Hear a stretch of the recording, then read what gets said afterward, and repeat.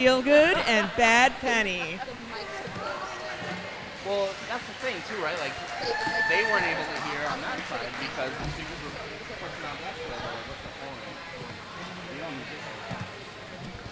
this. All right, at this time, we would like to invite the 2025 Bloody Bordens out to the track. For the first time in history, the Bordens are the main event. Let's give it up. You can hear things out there, but you can't hear anything over here. We have 007, Mad Bama Jamma. Number 11, the L Word. Number 143, Punky Bruised Her. Number 19, Energizer Honey. Number 218, Mac Daddy. Number 22, Coda Bear. Number 25, Carol Slammers. Number 508, Shake and Bake. Number 54, Blockholm Syndrome. 716, Laura. Number 74, Ginger Ninja. Number 789, Grapes of Wrath. Number 81, Thrash Ketchum.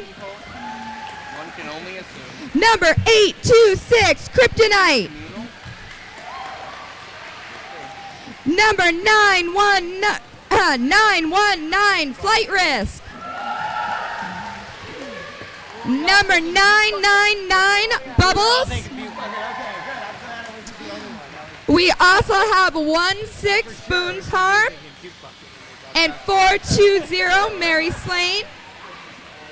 And our coaches and bench staff are Torpedo, Lucille Fall, Crash Spec, and Boone's Harp. Give it up for your 2025 Bloody Bordens. Back is somewhere. Start operating in drone and just calling packed out. Lasers. I've always wanted lasers. A drone with the lasers are where the All right, a quick thank you to some of our sponsors. Tonight's game brought to you by Bruised Boutique. Roller Derby owned and operated Bruised Boutique sponsors over 300 roller derby and roller skate groups around the world. The best roller skate shop ever. Online at bruisedboutique.com and in stores in New Hampshire and New Orleans. You can support your favorite player by buying a gift card for them. gift cards for Bruised. Speaking of supporting your favorite Your favorite flavor. your favorite players, head on over to the Mard merch table and vote for your fan favorites. Throw a couple bucks in the jar and they will go home tonight with a collectible keepsake that they will cherish forever.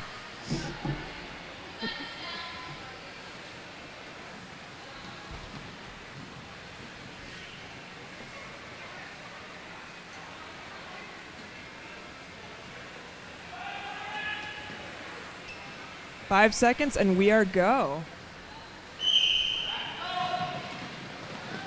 And Jam 1 of Game 1 is officially underway. Elward wearing the star for Mass Attack. I think we'll probably be seeing a lot of that tonight. Oh, and the first penalty being issued. Not actually a penalty, I believe. Oh, no, it is a penalty. Shenanarchy, 3-2, going to the box for the white team. Must have been the shenanigans, you know what I mean? They'll get you in the box every single time. Oh, and we have a star pass issued by Providence Roller Derby. Our new jammer is number 251. What is a star pass, Screech? Oh, a star pass is when the jammer removes the star cover from their helmet and passes it to their pivot. The pivot is the one wearing the stripe cover on their helmet. That is the only person who is allowed to touch the star cover. Thank you for that breakdown. Now, Providence did initiate a star pass and complete it. However, Bloody Bordens do have lead, which means that Elward can call off the jam whenever she likes. But it doesn't look like Elward has any interest in doing that. Racking up another 4 points for the Bordens. We are at a 12-point jam to kick this puppy off. Hell yeah. Yeah, she's not having much trouble getting through the pack. It's a great start. Well, I mean, she's such a dedicated skater. You can see the technique. Oh, and down to lane 4 trying to create those openings. That's what you got to do. That's what you got to do. We've also got, our skaters are getting feedback from their bench staff, letting them know, like, hey, call it, or hey, their jammer's stuck, or keep going. Because it's tough to stay aware of what's going on the track. I have to tell you, I love that the players can't hear us. Normally, we are not allowed to talk during any of this. We would have to just be sitting here quietly. Yeah, I found out from you, actually, I think it was last year or the year before, that, during the 5-second lineup whistle thingy, announcers are not allowed to speak, but because they can't hear us, you get to. Oh, so right now, Providence is on a power jam, and they have... Peace is also going down into the box. We got a jammer swap, 2-minute jam. There can be no lead jammer. All right, so not only are we going the full 2 minutes, we also... A little bit of confusion from our jammers on legal re-entry to the track.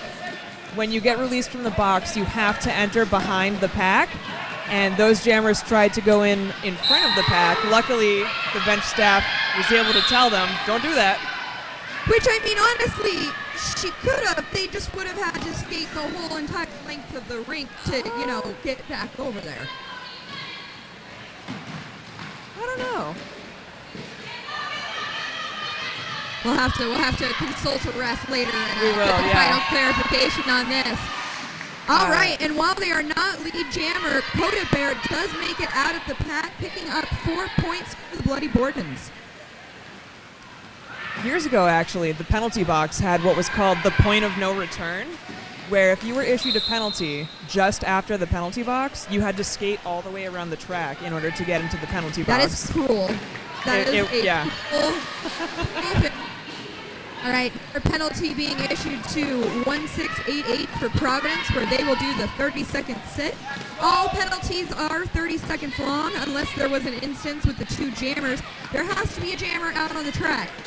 Jammer's sitting in the penalty box, and they get a penalty, and then the other jammer gets a penalty.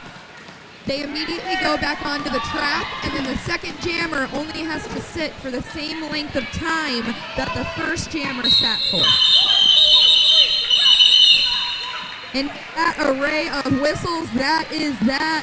Right now, we are looking at the scoreboard. Is looking like it is 20-3 in favor of the Bordens. Not in favor to the Bordens, though. They're going to be starting down 2 blockers because they have 2 blockers sitting in the box. Well, there's also 1 Providence blocker in there, so it's not as bad as it could be. Her penalty is just about over, though. She is standing and ready to be released from the box. We'll see how it goes. It's all right. We got Shake and Bake out there if anyone can do it. And look at that. Mass Attack manages to pick up the lead anyway. Shake and Bake's a hell of a blocker. Yeah, you ain't getting past Matt Daddy and Shake and Bake. It ain't happening.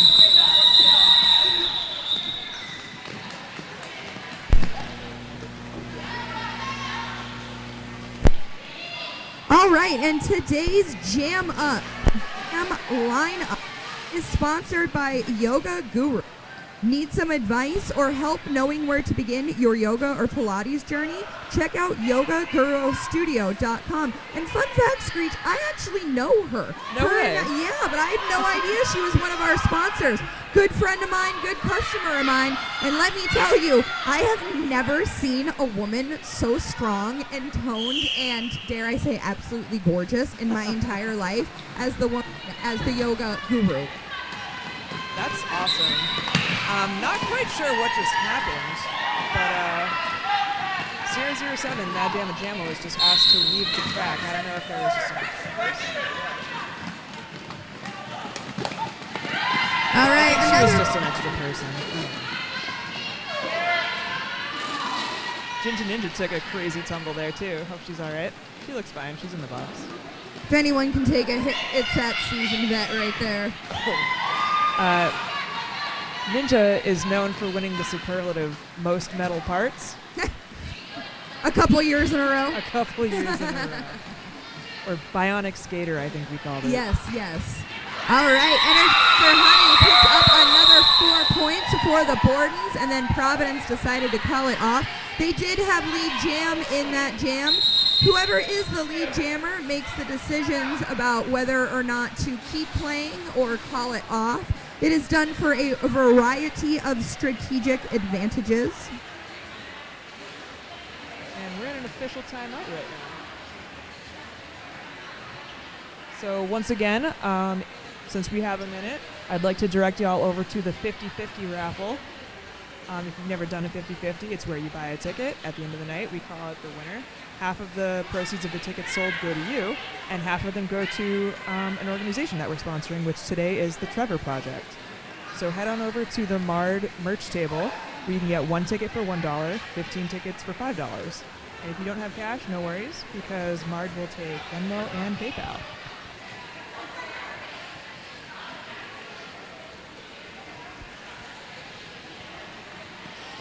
And just another thank you to one of our absolutely fantastic sponsors. Datalist partners with businesses to manage their organization IT systems and long-term technology objectives. As a leading single source provider of integrated technology solutions, Datalist helps clients solve business problems, achieve strategic goals, and reduce technology costs with a proactive, preventative approach to IT management, all from one company. Neato. Also, do not forget that Red's Kitchen is upstairs. They are cooking up some absolutely delicious food for us this evening. Head on up there, grab some chicken tenders, grab some fries, grab me some, and get yourself a nice cold adult beverage while you're up there as well. Or a soft drink. Or a delicious soft drink as well. Let's, while we're on this official timeout, never mind, it's over. Back to the game. I swear, it always happens like that. I'm going to make myself a little, compilation. So that I can take these little videos. Try and engage with that audience. Get those likes. Yes, here we go. All right, and we are back at it on Jam 5. A nice hit out of bounds by 716, knocking Peace out while they are trying to get around and get lead jammer. Meanwhile, Elward in the back for Mass Attack, fighting to get through, does manage to get through, and picks up another lead jam for Mass Attack.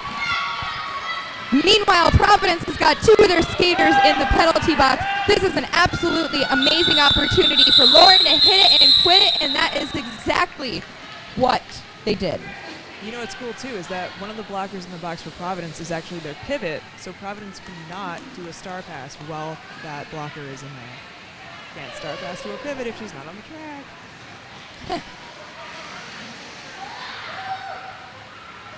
Our current score is sitting at 28 points for the Bloody Bordens and 15 points for Providence Roller Derby. I like The it. Bordens are wearing black this evening, and Providence Roller Derby is wearing white.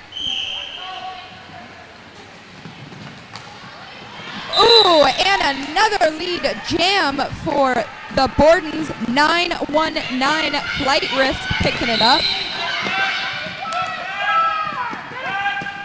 And we have a penalty being issued on forearms. I'm uncertain. Oh, it's black 8-1 forearms. Grip picked up another 4 points for the cause. Everybody settled right over in turn 3. Both jammers trying to fight to get through the pack. Both tripods holding really strong. They are not letting anybody in. But Risk yet, makes it through. That's it. That's all I was going to say. Flight Risk made it through.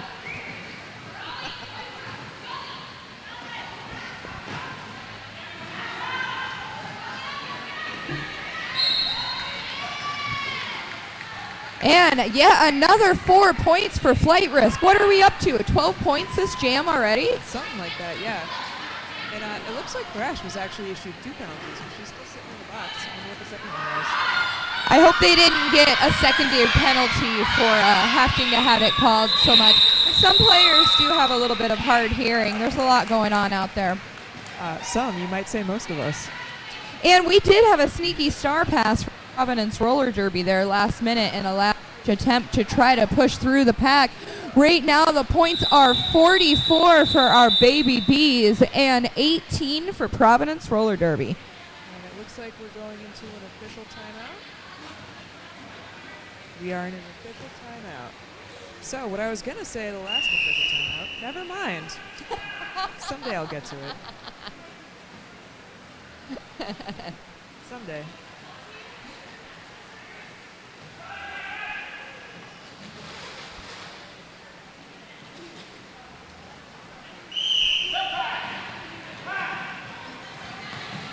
And another jam and another bloody Bordens lead jam. Absolutely loving it. Oh, and it is a power jam screech. Power jam. I love it. Let's see what Coda Bear can do with their 30 seconds.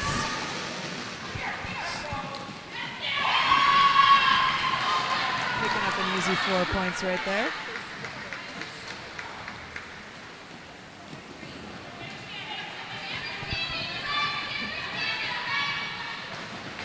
All right, with every settled in over around turn 3, Coda does manage to pull off another 4 points right before the jammer got released out of the penalty box and back into the wilds. One of the Bloody Bordens blockers heading on over the penalty box for a 30-second sit. That was a nice sneak up the inside line for Coda Bear. And she is calling it. Coda decided to play it safe, and the second the Providence jammer got through the initial pass, she decided to cut off. And the reason for someone doing that, Screech, is the jammer has to make it through the pack one time for what's called the initial pass. In the initial pass, they don't score any points for their efforts, even though it's a lot of hard work, man. It's so hard. It's so hard. It's so hard. But they don't get any points for it. So once they get out that first time, the other jammer now knows they're eligible for points and goes ahead and plays it safe and calls it off.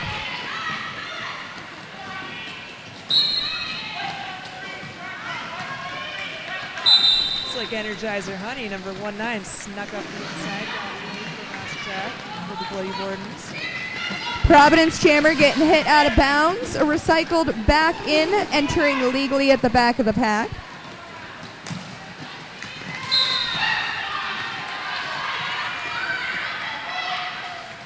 Energizer Honey getting smacked out of bound as well, is going to have to try to push all the way through those packs one more time.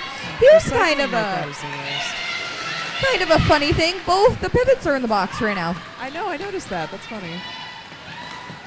That means the jammers are literally out here by themselves. Well, you know, once you make it through your initial pass, you don't really have much of a reason to do This is true. See, I didn't like to jam, so anytime I could give it away to anyone at any point, it didn't have close to me, take it.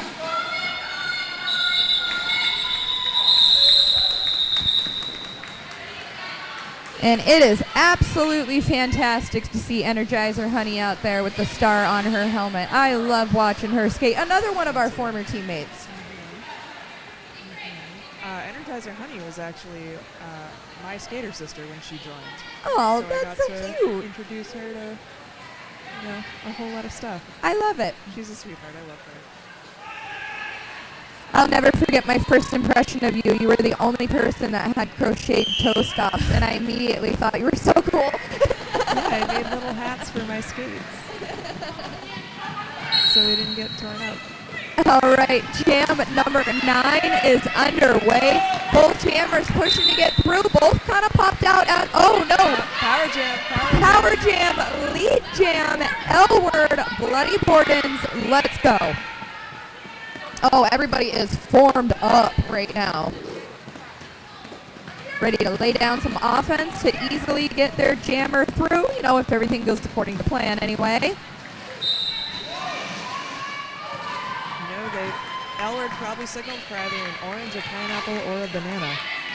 Hey, as long as you get through, it doesn't even matter what it looks like, you know? Another member of Providence team going down to the bench. Orange, pineapple, and banana is what Mard calls all of their power jam offensive strategies. Yes. Yes. Which I think would make a great cocktail. The Big O orange. Yeah. Big O is orange. Banana is when you peel off and take it out. I don't remember what pineapple is. I think we introduced that after. Pineapple. I think everyone hated pineapple, if I remember correctly. All right, and L-word decided to call off the jam after picking up some hefty points for the Bordens yet again. We are looking at 72-18. There is 15 minutes in the first half of this game, and literally anything can happen. Right, so also make sure you go get those 50-50 raffle tickets down at the Mard merch table. Again, if you are the winner, half of the proceeds of the tickets sold go to you, and the other half goes to the Trevor Project. So I know right now it's very cool here and everybody's very happy and we're not sweating to death. But the next game that's going to be here is going to be August. But did you know you can buy VIP seating for the games and sit upstairs in the bar with full access to the food, the drinks, the air conditioning, there are TVs. You can see us from the windows. You can see us from the windows. Our audio's getting piped in up there. Yeah, it's a great time up there. Yeah, and there is VIP seating available for. Check that out. All right, another power jam for the Bloody Bordens this evening. I love this so much. This is so good. I think this is either 3 or 4 so far. You know, just like in any sport, I mean, penalties can be the thing that make the difference in a game. And, you know, power jams can rack up points real fast. Totally. Everybody is settled right around the jam line, pivot line, fighting to get through a big hit from number 8. Oh, big hit. Flight Risk is a smart player, knows that they need to re-enter legally behind the player that hit them out.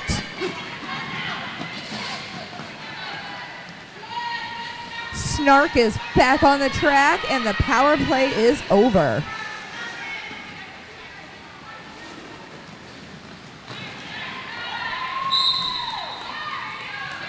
Flight Risk makes it through again, picking up an easy 4 points. Maybe this is a 16-point jam.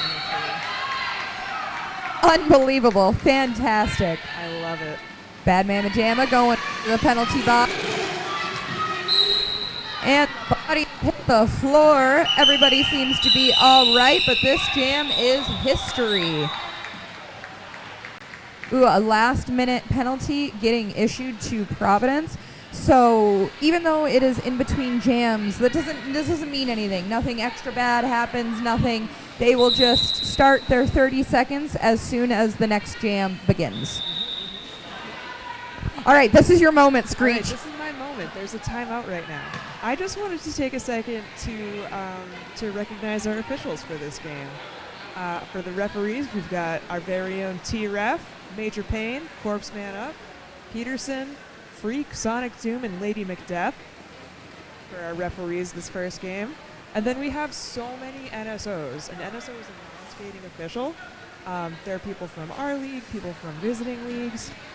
We've got Murder Cub, Karma's Bruin, Lizzie, LJ, Chris McGrath, Claire, Pixie, Grace, Dr. Steelgood, and Guillotine. So we've got it takes a lot more than the skaters to make game day happen. Whether you're a volunteer, an NSO, a referee, you're over at the medic table. It takes a village, you guys. And it also takes a lot of great sponsors and partners, like Dennis Burke. They're a family-owned business that's obsessed with customer satisfaction, supplying diesel, gasoline, and lubricants throughout New England and the Northeast for over 60 years. Burke is a name you can trust, whether you need a mid-afternoon gas loading issue terminal at 3 a.m. We are awake and ready to help you keep your business running on schedule. And here we are, rocking and rolling on into Jam 11. Current score is 88-25, and it is another lead jam for the Bloody Bordens, none other than Coda Bear. Am I mistaken, or is it Coda Bear's first game? I think it is. Oh. Definitely the back of that blocker. And that's what Derby's all about, is falling down. Well, I'd say it's more about getting back up. You are correct. You are correct. The reason why I smiled so hard is I know what it's like to literally hit someone with all your might, and they didn't just bounce off them. Yes, they didn't move at all. You just fell straight down. It's always hilarious. Yep. Yeah, there's always that one, an unstoppable force meets an immovable object, and you never know what's going to happen. A very humbling moment, reminding you. All right, and with a little shirt whip from her teammate, 1-9 Energy Honey takes another lead jam for the Bordens. I love shirt whips. They make me so happy. You are totally legally allowed to do it. You as long just as it's off your own teammate. Yeah, you just grab their jersey and pull, and you take their momentum away from them and give it to yourself, and it gives you a little boost to pick up some speed. Classic. Yes, classic roller derby. Some of the stuff you see on TV is real. Most of it's not, but a little bit of it is. Whips are real. We've actually had practices dedicated just to doing whips. Those are always fun. Yeah. There's arm whips. Hip whips. Hip whips. Oh, hip whips will send you flying. Doing whips at practice is actually the first time I was able to do a turn and toe stop because we were at our old home in town, which is a roller rink, and we were going across the shallow side. We were going from the short end to the short end, not the long end, whatever. And we were doing whips, and it was either stop or hit the wall. And so that's how I figured out turning toe stops, because I didn't want to hit the wall. Necessity will bring out the inner ability every time, It's a big motivator. Speaking of big motivators, I really like cupcakes. And there is a tower of cupcakes over at the Pride table right now. They are free for anyone to grab. There's all kinds of treats over there. While you're checking out the vendor village, make sure that you hit up the 50-50 table and the Mass Attack merchandise table. We have a lot of amazing things over there, things that you will only see during the Pride game that we have every year.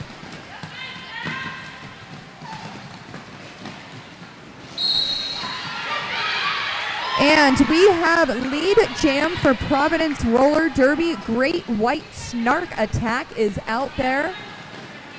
Have a couple of Bordens blockers sitting in the penalty box right now.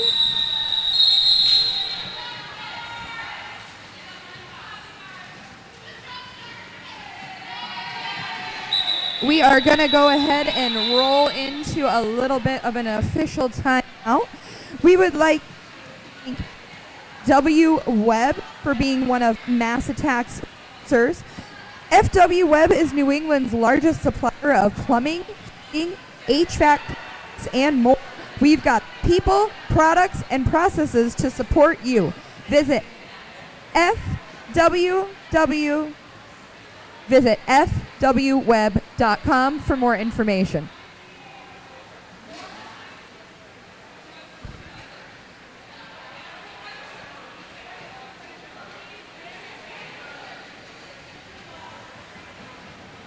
What are you doing after the party, Screech?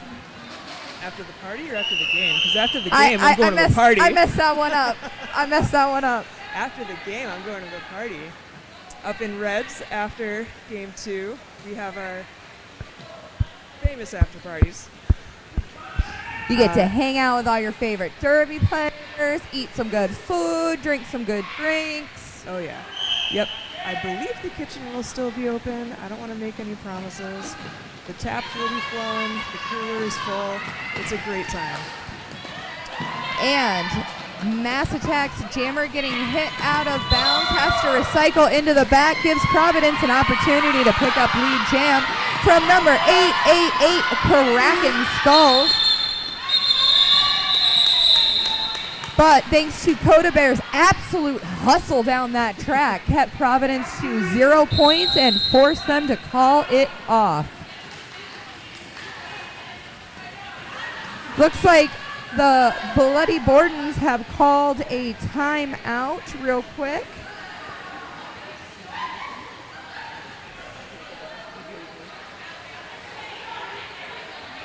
Yeah, during this timeout, let's take a moment to thank another one of our sponsors, Mallard Printing Incorporated. Located in Fall River, they are privately owned and operated. Established in 1998, they have grown through quality work, referrals, community involvement, competitive pricing, and most of all, dedication to quality customer service. Offering graphic design services, digital printing, warehouse storage, local delivery, and more. Reach them on the web at mallardprinting.com.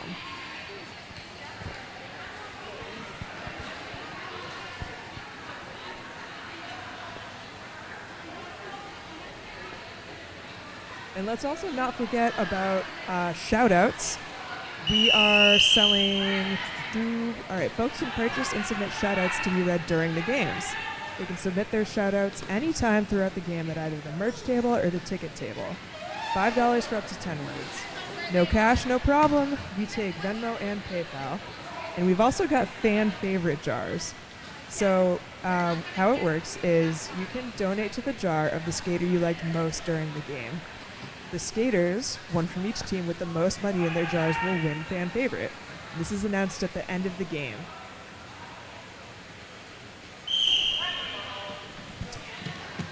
All right, and we are back to active gameplay, Jam 16. That's my number. No.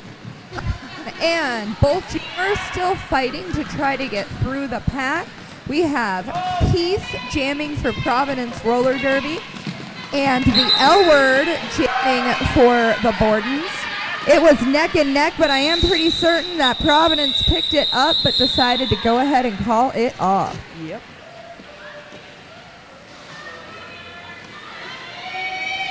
Some of you in the crowd may remember Peace's name. Peace is, once upon a time, was one of our teammates. She was, yeah. Peace used to skate for Mass Attack. And I'll tell you what, Peace is a very small statured individual, but when she hits you, it doesn't even make sense, the force that came behind it. Because you're like, wait, but how did this little person just do this to me? I don't understand. It hurts. It's insane. All right, jam number 17 underway. The score right now is 92-29 in favor of our baby bees. Providence is going to go ahead and pick up the lead jam while the Bordens are still fighting to get through the pack, hanging out right around the pivot line. Oh, and it does. That was so good. 1689 tried so hard to knock out Coda Bear, but she was able to get those quick little feet going and stay inside the line. It was great. It was literally like a half an inch on lane 4 that flight risk clung to stay in from getting hit out of bounds. So good. So good. That does not happen on accident. That is a lot of practice and a lot of speeding.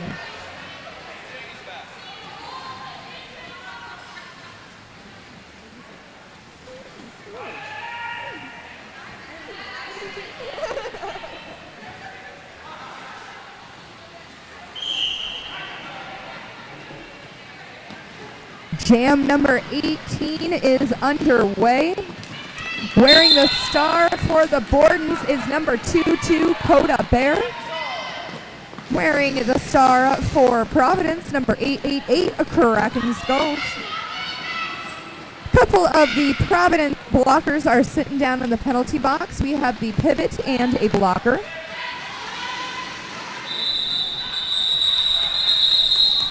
That was a very smart strategic move from the Bordens just now because they caught those two blockers in that penalty box. So now they get to start this next lineup down to people to worry about. It always feels good when your players outnumber the opposing teams. Absolutely. You're like, okay, half the work's done. Now that pivot is going to come flying right out of the box, but sometimes there can be some strategic advantage when your pivot comes flying up fresh out the penalty box and you're stuck. totally. But they're not in the right position for this, so we should be all right. Energizer Honey picking up another lead jam for the Bloody Bordens this evening.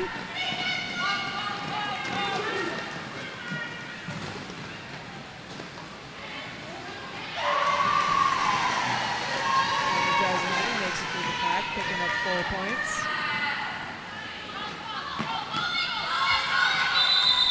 And you know, having bench staff is, again, so great, especially when you have such experienced skaters helping you out. And it also helps that Torpedo's voice rings out clear as a bell. I'm not sure who's louder, her or us, you know what I mean? It is nice when you can just rely on your bench staff. You don't have to try to think about, strategically what the best thing to do. Trust and listen to your team. No thoughts, only skate. Teamwork makes the dream work.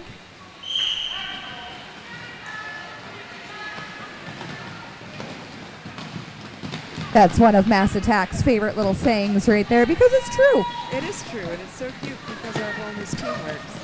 Yes, it is. Teamworks is making our dream work. Teamworks is what makes the dream works for Mass Attack. Absolutely, that is real. And the Bloody Bordens have officially hit 100 points. We are in triple-digit score for the first half of this game, which only has 3.5 minutes left.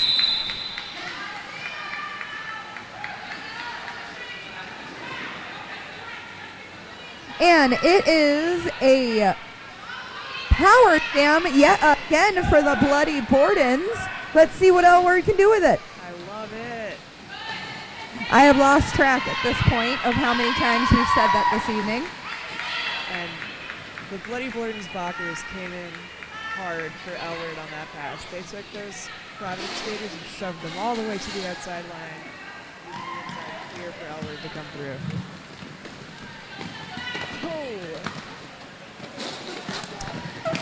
All right, we thought Elward was going to sneak right through that. Did get hit out of bounds, did legally re-enter, did get hit out again, but the person that hit her out fell down. If the person who hits you out falls down, you don't have to enter in behind them because they also fell down. Yeah, that's considered out of play. If you're an out of play skater, you don't count. Another power jam for the Bloody Bordens. Wow, 2-minute jam, let's go. I would consider calling it now, starting a new jam fresh with a power jam. You know what? I don't think that's a bad idea at all whatsoever. All right, everybody is settled right around turn 3, trying to fight to get through. A lot of whistles going on. Looks like maybe a directional getting called. Couple of penalties issued. That penalty box is hopping tonight. They've got their work cut out for them over there. For real. The paperwork's going to go crazy. All right, we've got 1:30 left in this half. White jammer is in the box. White blocker in the box. One black blocker in the box. So Mass Attack is starting off with a power jam. That's what dreams are made of. That's what dreams are made of. And this jam line is sponsored by Yoga Guru. Need some advice or help knowing where to begin your yoga or Pilates journey? Check them out at yogagurustudio.com. And of course, some beautiful footwork by Flight Risk, just hopping right on that line, getting right past those skaters. Flight Risk definitely makes it look easy out there, even though it is not. And getting through with a little help from her friend Shake and Bake. I don't know if you guys could see it. We could see it where we were sitting, but Shake and Bake took her by the hand and was just pointing her where she wanted her to go. So good, so good.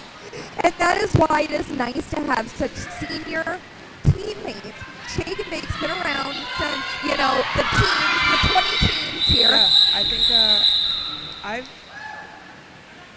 I was actually checking my WIFTA insurance the other day, and because I was repping, so I wanted to make sure it was up. And I have been involved on skates with Mass Attack since 2014. That's insane. That's 11 years. Yeah. My on-again, off-again relationship with Marv. It'll never truly It'll end. never change. It'll never change. But yeah, Shake and Bake's been around just about as long as I have. Yeah, I believe I'm 2015. I was the year after you guys.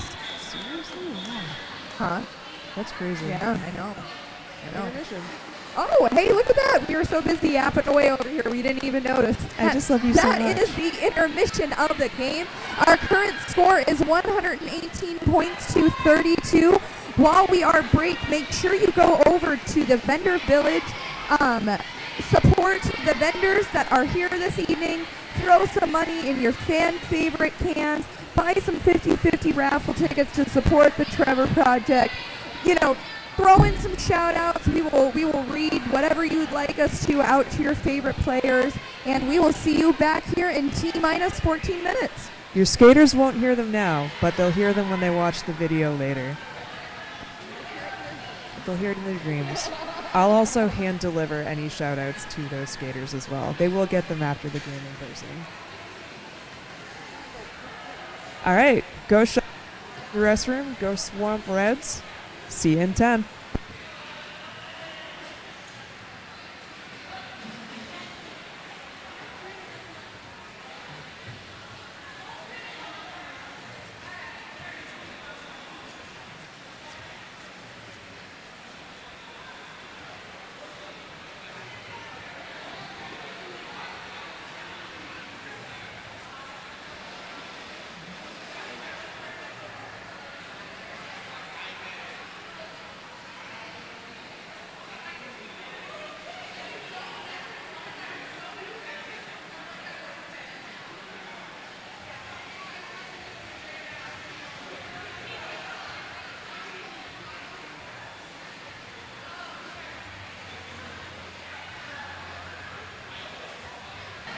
Bloody Bordens hit the track, gave that jammer 40 whacks. When they saw what they had done, they gave those blockers 41. Love it. Love being a Borden. Bordens are the best. Have you seen the Borden's new logo for Pride Month? I have, yes. It's based off the Pride Progress flag. So the doily has the rainbow on it, and then the hatchets have the trans and BIPOC colors on them. So good. It is so good. Guys, please head over to the merchandise table. This is some fresh, exclusive merch that you are going to want to have in your collection. It's so good. We also have some Pride Scrimmage merch featuring artwork from our very own Dr. Malpractice. Very it's so good. exciting. I just got no a idea. t-shirt. Nice. There's also actually a couple left. There's some Bloody Borden's alternate logo hoodies available, designed by our very own Android. Those are $40 over at the merch table too. All right, a lot of bodies hitting the floor, a forearm penalty being issued on Providence roller derby. Both jammers fighting to get through, but in turn 2, it is going to be Elward that sneaks right through the pack to pick up another lead jam for the Bordens. Ninja, Shake and Bake, and Laura are holding that white jammer there. Those are a couple of tough blockers to try to get through. They are. still have got them pinned, but finally, 888 gets through, and Shake and Bake is going to go to the penalty box for her efforts, but something tells me she's probably satisfied all the same.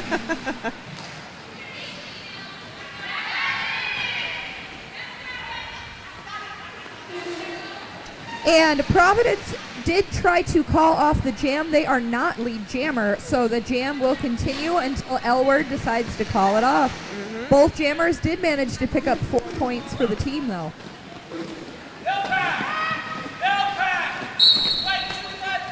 So, Screech, when the ref screams no pack, what does that mean and what do we do about it? I don't know. Come on. Come on. So pack is defined as the largest group of skaters containing blockers from both teams, I think, technically. So if skaters are more than 10 feet apart, there's lines on the track indicating 10-foot lines. And if the groups of skaters are too far apart, more than that 10 feet, then there is no pack. The skaters need to be closer together. And if you are a skater who is closest to the other bunch of skaters and you don't go to reform, you don't go to space somewhere in that 10 feet, then you will be issued a penalty for failure to reform.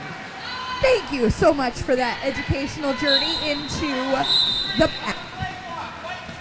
All right, and speaking of the pack, Coda Bear bursts from the front of the pack, picking up lead jammer and picking up a power jam. Another power jam for the Bloody Bordens.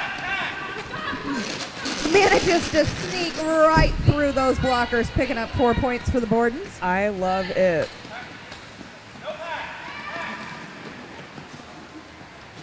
All right, once again, hitting in between turns 3 and 4. Sorry, my brain had a little bit of a struggle there on what turns were which. That was 2 and 3. Does manage to push through that crowd and picks up 4 points yet again for the Bloody Bordens. Peace is heading back to the track, which indicates the end of the power jam, and managed to run right up lane 4 and completed their initial pass flawlessly. Coda Bear calling off the jam before OJ can get through and score any points. That's the way it's done. And that is the way it is done. That is some textbook roller derby right there. One of Mass Attack's logos is to play smart. Like it's a part of the foundation of MARD is to be a smart player. We are smart. We are strong. We are MARD. Something like With that. the eye wink? No. Strong, smart together. There you go. It's definitely not eye wink. And jam number 3 of the second half of this game is underway. Our current score is 141 for the Bloody Bordens, and we had another lead jam for 919 Flight Risk.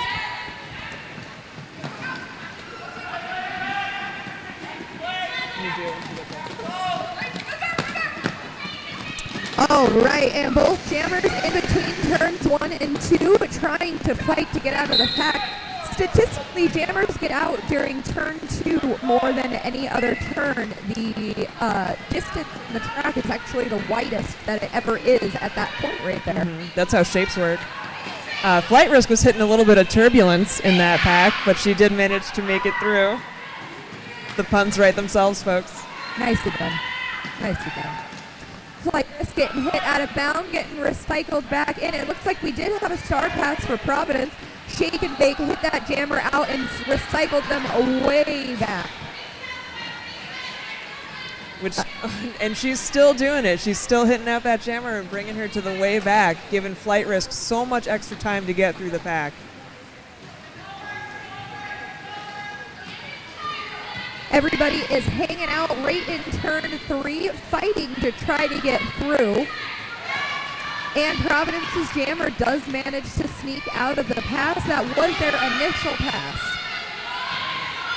And we got a whole lot of bodies on the floor. Everyone is screaming to call it. So that is exactly what Flight Risk did. And that is a good call. I actually have a little skater shout out for Flight Risk.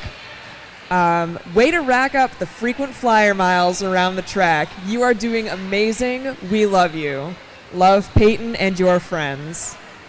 That is an amazing shout out, ladies and gentlemen. That was a great one. I love it. And this will be hand-delivered to Flight Risk at the end of the game. This timeout is sponsored by Potter's Painting. Potter's Painting offers high Potter's quality... Printing. I'm sorry, Potter's Printing. Potter's Printing offers high-quality, affordable products in full-color printing. Choose from a full range of offset, digital, wide format, screen-printed, and embroidered products to bring your brand or message to life. From business cards to banners, we are your one-stop shop. Visit us on the web at pottersprintinginc.com. You know, Screech, I wonder if that's where that new sign came from. Some of you may notice on the back of the rink under the windows, there is a sign that says Home of Mass Attack Roller Derby. It's beautiful. I love it. I love it too. It makes it feel official. It does. And it's beneficial for quite some time. I mean, Teamworks installing this hardwood floor and being willing to put a roller derby track down as part of the permanent lines painted, you know, with the basketball and the other sports on here. The fact that we have a venue that is willing to permanently put a roller derby track on their floor just blows my mind. It is unbelievable. And the difference between skating on a real wooden floor versus anything else is night and day. Like, I wanted to cry when I found out that they had a wooden floor again. Because when we were at our old venue, you know, people envied us because we have a wooden floor. So it really is absolutely amazing of Teamworks. Yeah. And it's also so cool that this venue just has a bar and restaurant upstairs. Yeah. You know, like, we're so grateful that we get to be here, that we have a venue that's dedicated to us, that works with us and makes our practices and our games work. And having after party on site, so good. You really can't beat it. It's like a one-stop shop, you know? All right, and that official review is wrapped up, and we are going to kick off gameplay again. There is 24 minutes left in the second half of this game. Our current score is 152-36 in favor of our Bordens. Ninja with the star. I'm sorry, I don't know what I just thought I saw. Ninja's not jamming right now. Energizer Honey is. You know what? There was so many big hits happening just then. You probably just had your block rocked along well, with them. and it was Ninja was clearing the way, bowling balling through the other blockers as she does, and we love it. It is chaos out there. So that jam has come to an end. The Bordens picked up 2 points on that, but more interestingly, both pivots are actually trapped in the penalty box right now. Not only will we be starting 3-on-3, it's just kind of fun that it's both of the pivots. I know, this is actually at least the second time that's happened this game, too.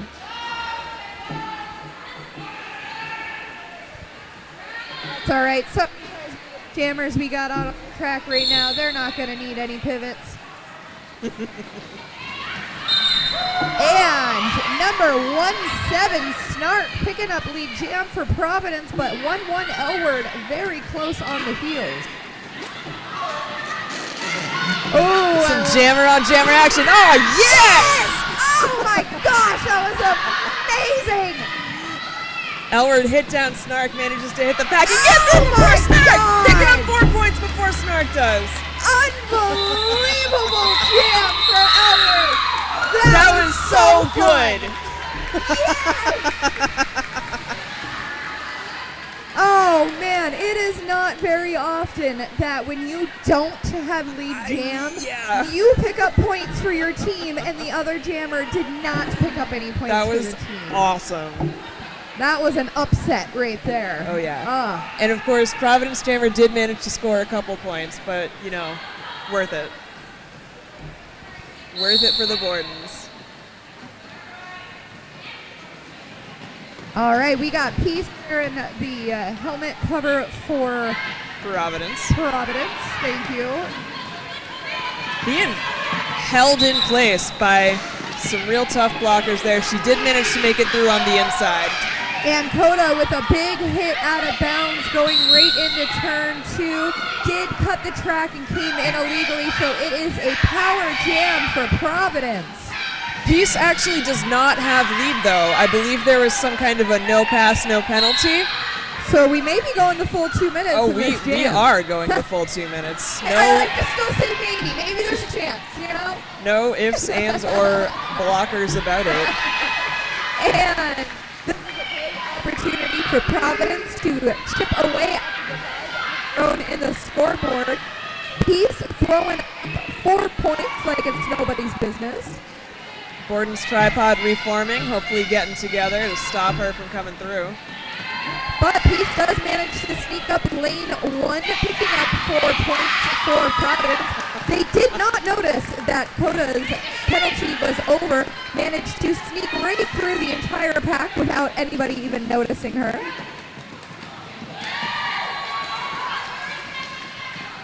Both teams managing to bulldoze their way through the other team's blockers. Picking up 4 points apiece. Penalty box is free and clear for one of the first times all night, I feel. Everybody hanging out in between turns 3 and 4. Ninja managing to stop the blocker coming in.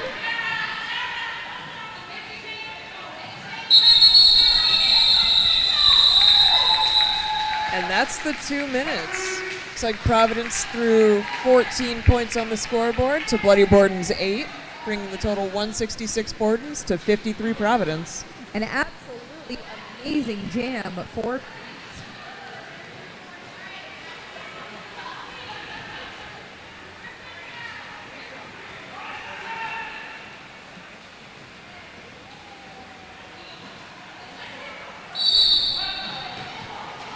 jam number 7 is off without a hitch.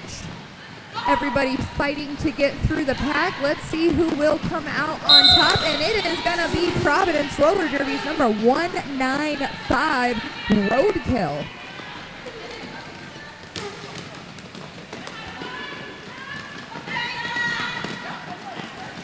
And number 919, Flight Risk, does manage to make it out on their initial pass. Meanwhile, Roadkill fighting through, does manage to make it out, but decides to call off the jam. Providence picked up 4 points on that, holding the Bloody Bordens to a big old 0.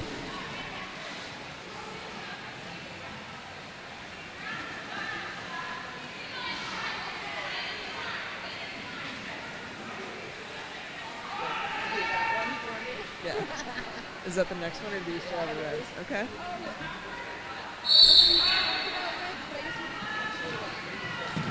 Yeah.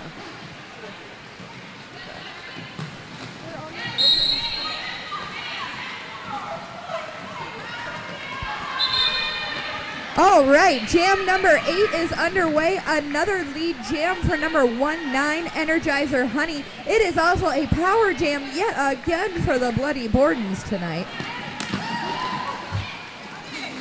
Coming in hot, bowls over everybody, but does take a tumble herself, but manages to push through, picking up 4 points for the Bordens. And you know, when you have a power jam, you have your entire team at your disposal to play any kind of offense you want. But you know what? Sometimes you can just bowl right through. Sometimes you want them prepared for when the next jammer comes back in. And, you know, really it's psychological warfare for the other team because they have no idea what you're going to do. Is it going to be you? Is the whole team going to come? Yeah. So, yeah, you like to keep everyone on their toes, you know, not play the same play over and over again. Yep. We have a Borden heading on over to the penalty box, and that is the end of the power jam for Providence. They are back out on the track. Fighting to get through, held up in between turns 3 and 4. Energizer Honey pulling through, picking up another 4 points, and Providence does manage to break through on their initial pass. Number 17, Snark.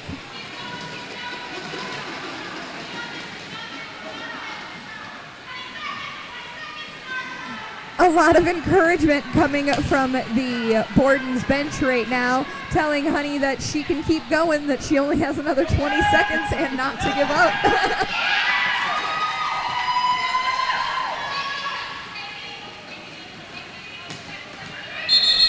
And those 20 seconds are finally over. Both teams did manage to pick up some points in that jam. 12 points for the Bordens and 4 points for Providence. Our current score is sitting at 178 to 61. There are 16 minutes left in this game. Please join us afterwards for the Pride Scrimmage.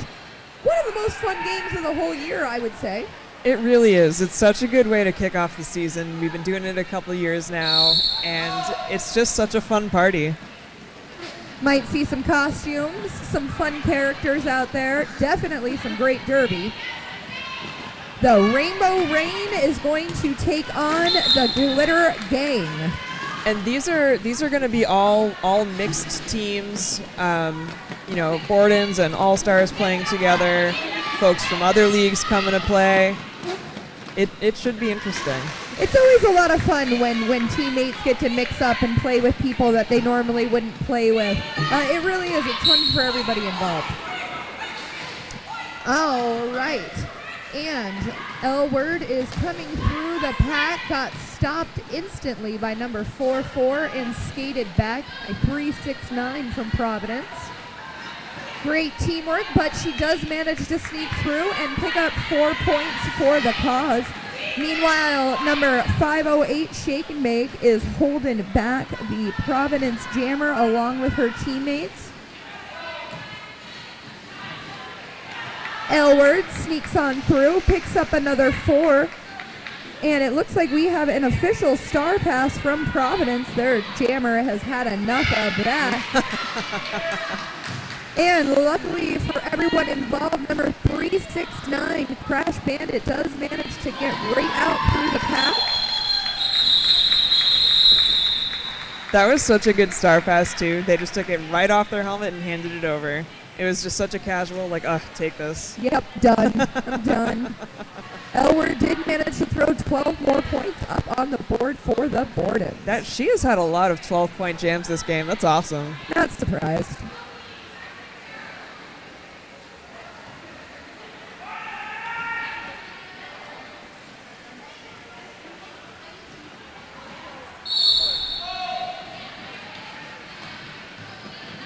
Jam number 10 is underway. And Providence is going to the penalty box, and the Bordens have yet another power jam. Let's see what they can do with it. Got flight risk on the track for Bordens, making her way through, and there she goes. And does manage to pick up lead jam for the Bordens.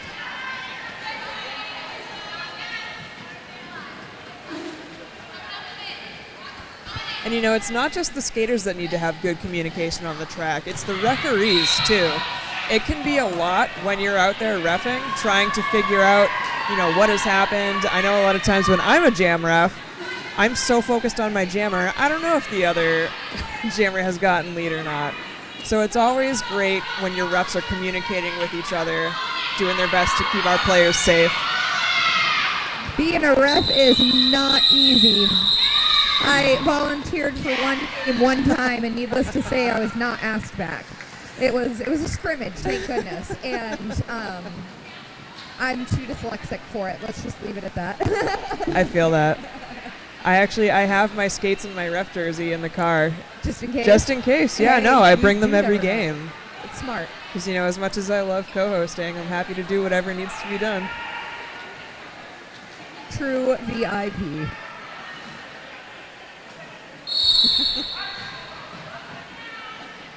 We got Coda Bear coming up with a running start, hitting the pack and getting right through. Easy beans. I always love watching jammers just run up a lane and hit the lead jammer. It's so satisfying. Oh, 1-7 Snark for Providence. Just did a real sneaky slide up the outside. That was great. And Coda does manage to sneak through lane 1 in that wide gap there on turn 2 to pick up 4 points for the Bordens. Decided to go ahead and leave it right there. We would like to thank another one of our sponsors, Red's Kitchen Pub. Red's Kitchen, which is directly upstairs from us, offers a ballroom, art restaurant, food truck, catering services, children's birthday parties, and more. Or like roller derby after parties. Heck yeah. Follow on Facebook and Instagram to find out where they'll be hosting events and to find their food truck. Their pizza is so good. Their wings are so good. Ooh, a little action right off the line. A little blocker on blocker violence from 508 Shake and Bake. Shake and Bake is such a great blocker. She's one of those folks who will just ruin your day. Just ruin your day. 100%. Strength, experience, and skill all come together into one amazing blocker. If you are unfortunate enough for her sights to be locked on you, she will... You're taking a hit. You're taking a hit. All right, and with that, the jam is over. Looks like the Bordens maybe threw up 2 points on that one, holding Providence to 0. And they have broken through to 200, with Providence stuck at 61. I love that. Congratulations. And another one of our sponsors is getting a very special shout out, the Rescue Cafe in Acushnet, founded back in 2021 by Mard's very own Joni Rhodes, aka Winsley Adams. The Rescue Cafe has expanded to a brick and mortar in Fairhaven, serving up coffee, espresso, Hawaiian shaved ice, smoothies, baked goods, and more. It doesn't just stop at delicious nom nom noms. The Rescue Cafe also donates to a local animal shelter. And Slay has recently expanded further into a full tea service via Lily's Tea Room. Oh, and I was happy enough to host Mard for our first ever tea event. It was very fun. It was so delightful. I went. All right. Jam number 13 is underway. We have Elward picking up a lead jammer for the Bloody Bordens yet again. And it happens to be a power jam. Providence's jammer is going to be sitting in the penalty box for another couple of seconds. As soon as they stand up, you know that their penalty is down to the final 10 seconds. So you sit for 20, you stand for 10, and then you run as fast as you can and get back out on the track.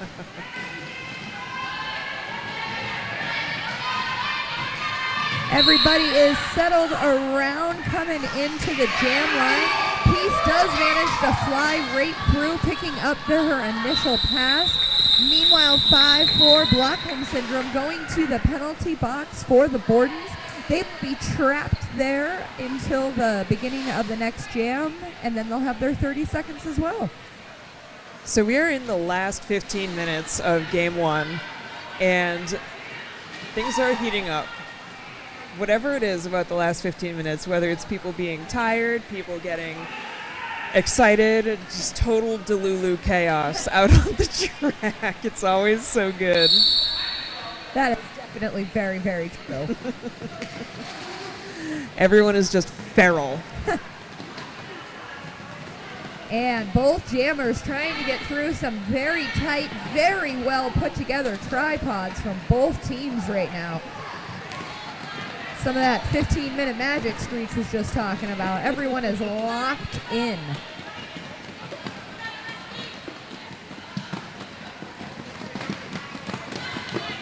Everybody is settled right around that magic turn 2, where it is most likely one of these jammers is going to finally pop up. Bordens got their other blocker back, and that was enough to not only get a lead jam, but to get them another power jam. Not only power jam, but a power jam under down a blocker and a jammer for the opposing team. This is a great opportunity for the Bordens. It is, and you know that Providence jammer has been released, and we are right back to where we started, stuck in that big old pack. But they have both made it through and ready to score some points.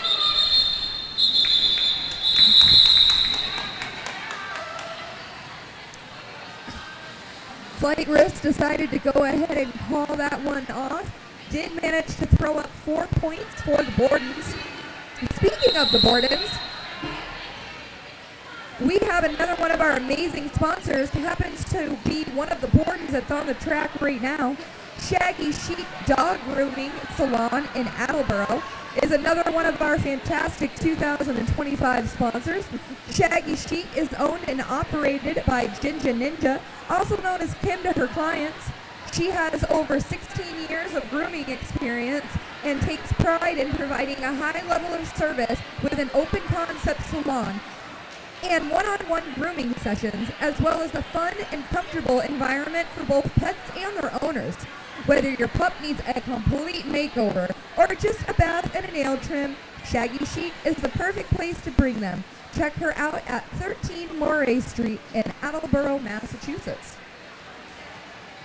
If I had dogs, I would take them to Ninja. Yes. I have cats. And nobody wants to deal with cats. I No. saw a cat trying to get their nails trimmed. That's a Saturday night in my house.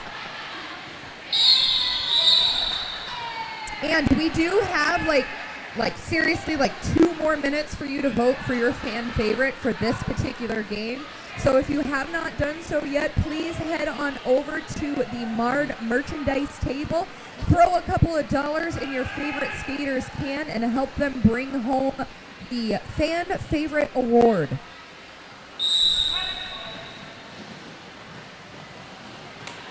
And we are in Jam 15. Coda Bear runs straight up lane 1, taking a very easy lead jam for the Bordens.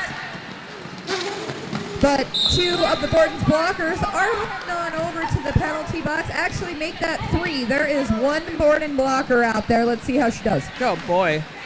That's a lot.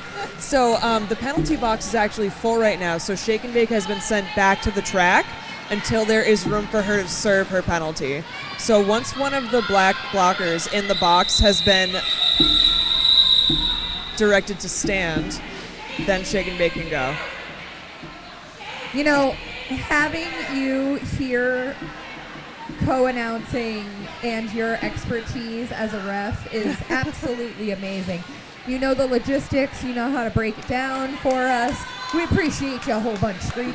I have approximate knowledge of many things. All right, the Bordens are all jazzed up about something or another, and I think it's the fact that they have 1 blocker out there that's going to hold down the fort. But against her best efforts, Peace did manage to pick up lead jam for Providence roller derby. Who could have seen this coming? It's hard one-on-one blocking, especially when they're supposed to be for you. So I know, it's so hard. good job, you did your best. I've been in that situation before. No bueno. Energizer Honey is out on the track. A bunch of the Bordens are also back out on the track. Peace does manage to pick up 4 points for Providence and calls it off. They picked up 7 points in that jam, Providence did, holding the Bordens to 0. I'm sorry, that was 8 points, that jam. 69.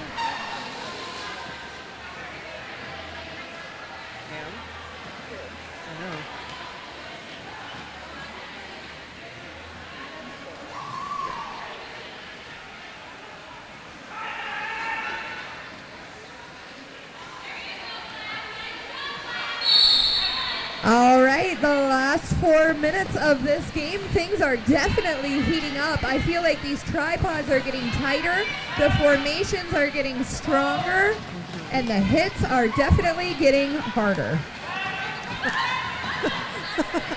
This Borden's tripod is just ruining Providence Jammers' day. Laura had to leave that tripod to bridge to make sure that there is still a pack. And thanks to the smart teamwork, they did manage to keep everybody together and got their jammer through on the initial pass as well, although it is Providence that picked up lead jam.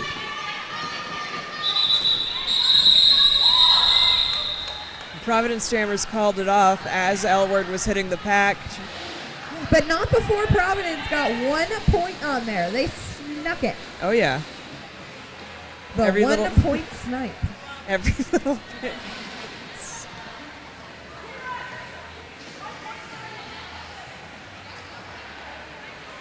And before this game ends, let's give another shout out to Teamwork Seekonk.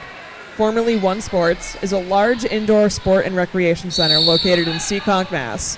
The facility provides fun programming for the whole family, including sports leagues, camps, clinics, birthday parties, special events, and more. The facility includes indoor turf fields, indoor hardwood, batting cages, outdoor grass field, banquet room, Red's Kitchen, performance physical therapy, and all-in fitness. Again, this is the home to Mass Attack Roller Derby. So we have some crazy stuff going on out here. Providence Jammer did get a penalty, went and sat in the box, but then about 6 seconds later, the Bordens also got a penalty on their Jammer. So that was a very short penalty. Both Jammers are back on track. On the track and track. Everyone's back on track. The penalty box is empty. And we are in the final 2 minutes of this game, jam number 18. We are still looking for a lead. Oh, is there going to be no lead jammer? Is this going to go 2 minutes?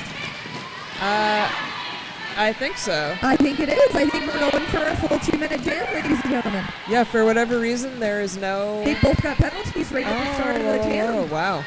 So, yep, this is going to be a full 2 minute jam. Oh, boy. Everybody is huddled in between turns 2 and 3. Well, pretty much in turn 3 They're now. in turn 3 now.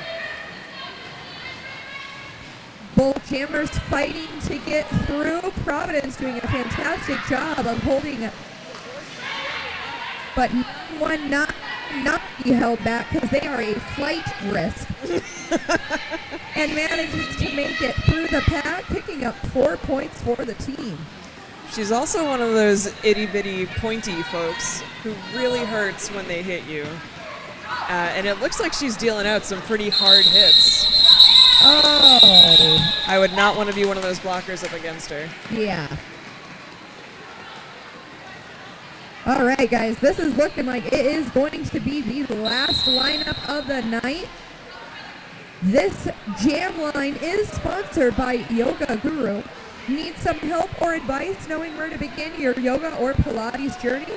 Check them out at yogagurustudio.com. I do know Anita personally, and she is absolutely amazing and will teach you everything you need to know about authentic Indian yoga.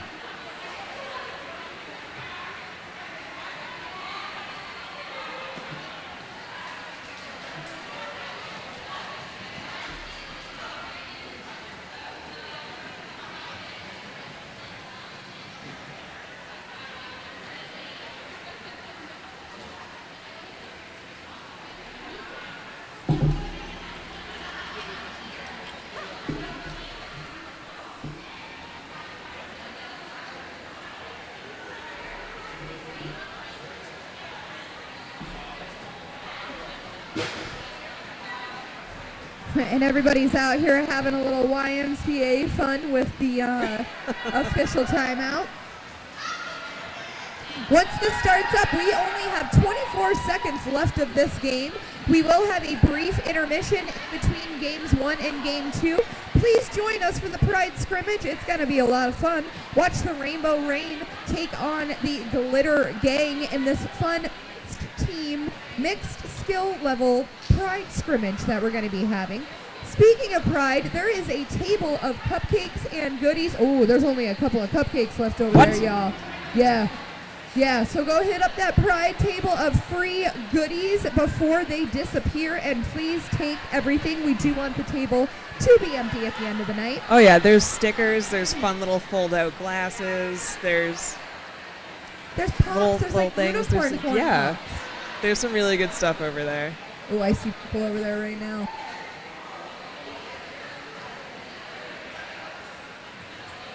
All right, and So there was just an official review called by Bordens. They were looking for a forearm penalty to be assessed to the white team.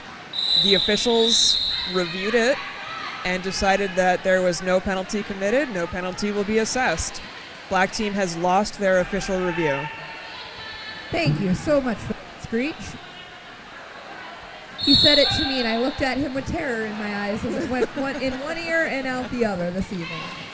All right, final jam of the game for sure, and it is going to be Coda Bear number 22 picking up lead jam for the Bloody Bordens. It has been absolutely awesome watching Coda Bear skate tonight. What a wonderful addition to the Bloody Bordens. Seriously, the jammers that the Bordens have put out tonight have been boss. All right, guys, and it is looking like that is gonna be that. All right, so our unofficial score is 235 Bloody Bordens to Providence Roller Derby's 82. We're gonna let our teams do a victory lap and then hang tight because we'll be announcing fan favorites.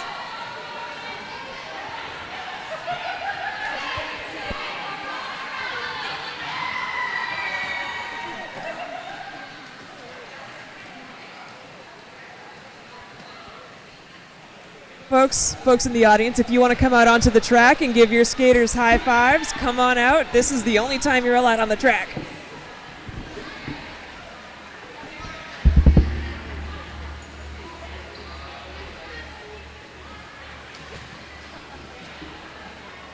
Free to come out and give your skaters a high five for a team well skated. Skated.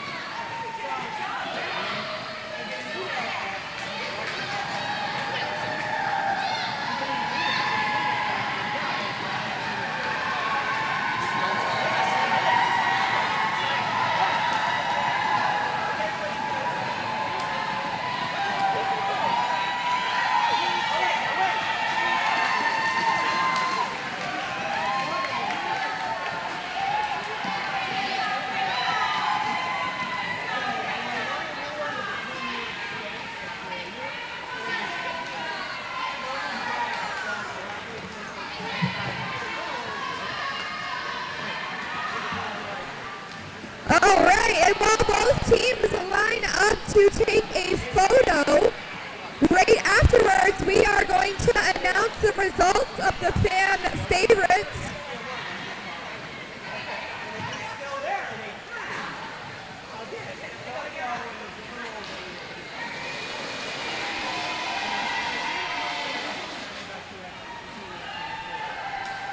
All right, Screech has the official results. All right. We're still doing pictures, and then I'll announce the fan favorites.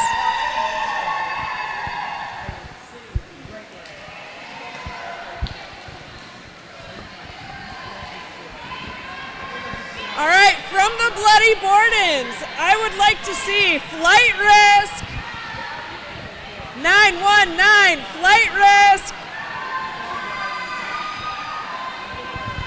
We keep forgetting that for the first time ever. And from Providence, we have number 888, Kraken Skulls, as our fan favorites.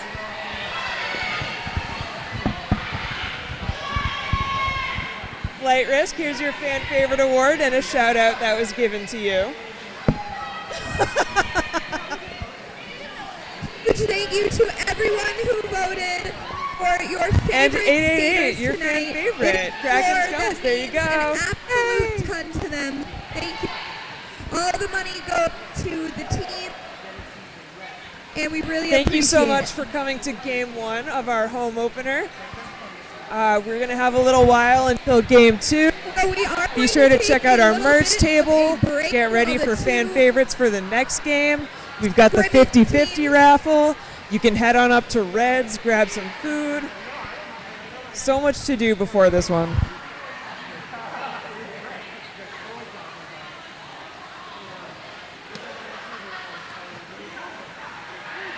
We're going to take a little bit of a break and then welcome out the Rainbow Rain and the Glitter Gang for the 2025 Pride Scrimmage. So don't go anywhere. We will see you soon.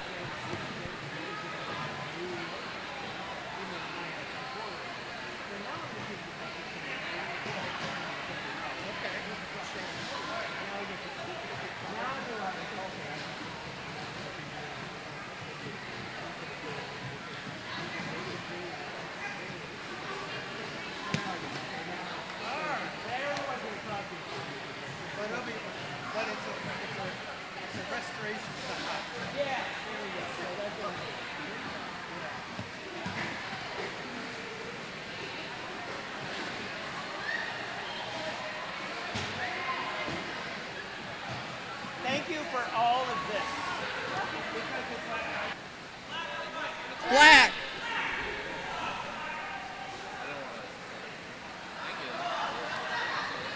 All right, rolling out onto the track, we have your Rainbow Rain.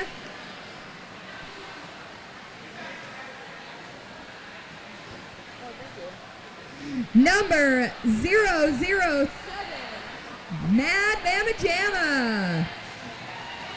Number 159, Bippity Boppity Bruiser. Number 121, Moxie Bomb. Number 151, Smash Ketchum. Number 16, Boone's Harm. Tonight's captain, number 2446, Alana. Number 251, Zodiac Thriller. Number 28, Legs. Number 360, Hot Wheels. Number 405, Smack McCoy. Killbots on white. Number 42, Miss Audrey. Number 420, Loki Into It. Number 424, Jigsaw. Number 45, Rose Quirks. Number 7, Jinx. Number 789, Grapes of Wrath. Number 826, Kryptonite. Number 929, Hurt Vonnegut. And your bench coach, Psycho Sonic. I don't know either. And that is your 2025 Rainbow Rain.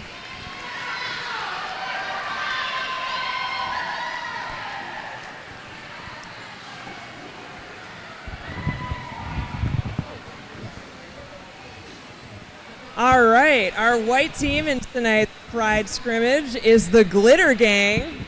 Let's give it up for number 10, Cleopatronize. Number 101, Slaytrix. Number 102, Oculus Sinister.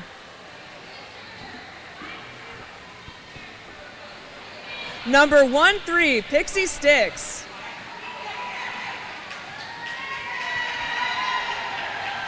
Number 19, Energizer Honey. Number 17, Snark Attack. Number 207, Theosaurus Rex. 25, Carol. Number 28, Ricky. 404, Clown Dozer. 417, Killbot. Number 420, Mary Slane. 4-4, Scarlet Fever. 5-1, Seam Ripper. 5-7, Heck Yeah. 0-5, Kermit Crumb. 7-1-4, Tornado Ally. 9-1-1, Skinner. 9-9-9, Bubbles. And 9-1-9, Kayla, with bench coach KP Kim Possible. Woo! And that is your 2025 Glitter Gang. They will be wearing the white jerseys this evening. Everyone is going to return to their benches, and we are going to kick off this Pride Scrimmage.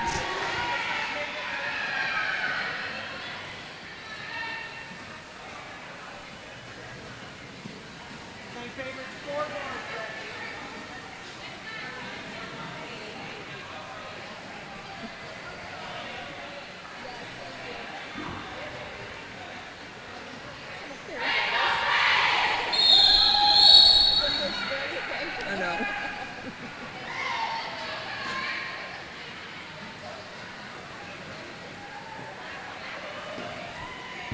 I love what an absolutely colorful track we have this evening.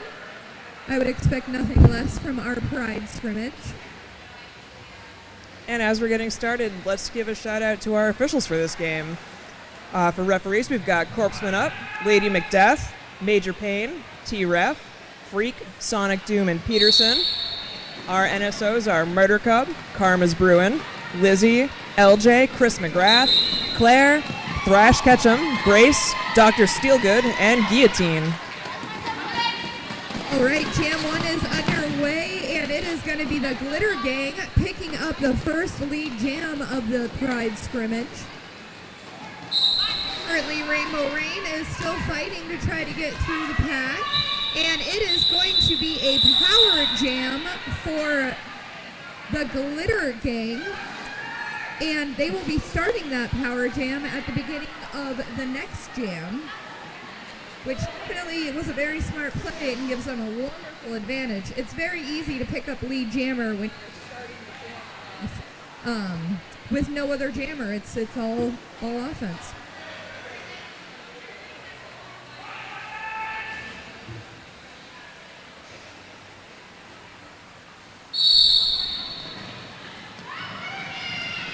All right, and Jam 2 is underway. 919 Flight Rush getting hit out of bounds. Skating to the back of the pack to enter legally. Gets knocked out again in lane 1. By a very familiar face, BB Skate out there. Yeah, is BB Skate skating under a different name and number? I think that they absolutely must be, because I know that person to be BB Skate. And it is going to be another lead jam for the Glitter Gang. Oh, well, I'm not surprised. 919 Flight Risk is jamming for Glitter Gang right now. Both teams have made it out through their initial pass. Coming back through in lane 3, it is going to be Rainbow Rain picking up 4 points for the gang. For the team, not the gang. Glitter Gang just picked up 4 points for their gang, though. And that is going to go ahead and get called off. Looks like both teams managed to pick up 4 points in that jam. Our score is currently 4 points for Team Black and 8 points for Team White.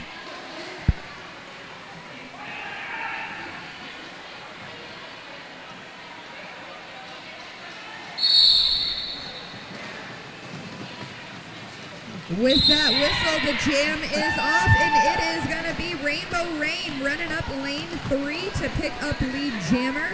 But Cleo is hot on her heels, sneaking through lane 1 on their initial pass. And Cleo going for that apex jump. I absolutely love it. It's great. Did they get any points for that one? You know, they didn't. They landed a little bit get out of bounds, but you miss 100% of the shots you don't take. That is one of my favorite things to say. I completely believe it's true. Michael Scott said that. I guess I look up to Michael Scott. To prepare for this game, AV Club was doing some hardware testing, and that was the stream that I was watching, the one where I made that exact joke 2 years ago after you said that same line. So No way. we don't recycle content here, folks. We just recycle skaters. You know, I every time's the first time for me. I have about a 10-second memory, so. And we are in Jam 4, and it is going to be Hot Wheels picking up lead jammer for Rainbow Rain. Decided to call it off.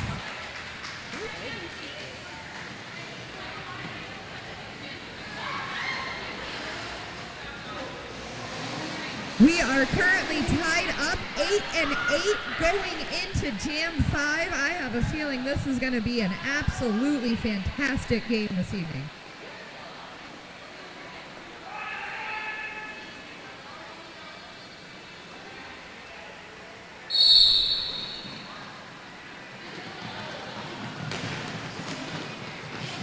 All right, a lot of bodies hit the floor, but it is going to be the black team, Rainbow Rain, that is going to pick up lead jammer and a power jam as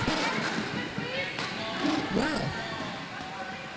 Bippity Boppity Bruiser going in, trying to see if they can sneak past the tripod of the white or glitter gang. Ricky Bobby bracing for that tripod right now with a nice hit out of bounds. Ricky Bobby is very, very difficult to get past, as she just proved again, hitting Bippity Boppity Bruiser out of bounds and recycling her all the way back to the end of the pack. Ricky Bobby is an absolute bruiser. Ricky Bobby is a proud member of Mass Attack's A-Team, the All-Stars, and has been with Marv as long as I have. It's like 10, 11 years for Ricky Bobby with Marv. Yeah, Ricky Bobby and I and Amanda Kondo were actually all teamed at the same time in, I want to say, 2017. We were on the 2017 Bloody Bordens together. It was a great season to be a Borden. Every season is a great season to be a Borden. What am I saying? That's true. That's true. Little jammer on jammer action right on the line there. And it is going to be the Rainbow Rain that pulls ahead on that one, 151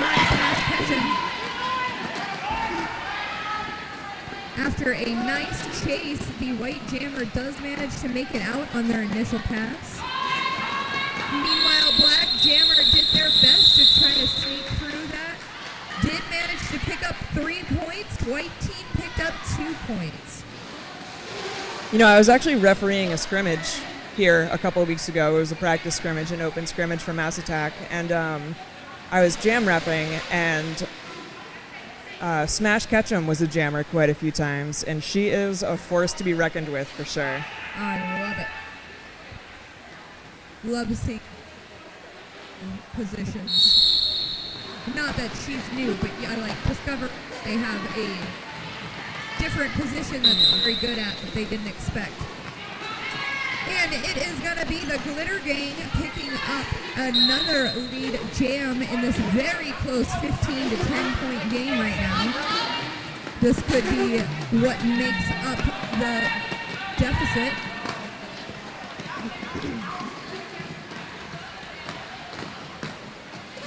And the pack is getting quite split up. You will see there are some skaters kind of hanging out in the middle. Seems like they're not really doing much. They're doing a whole lot. They're keeping the two packs together, and they're keeping their teammates from going to the penalty box.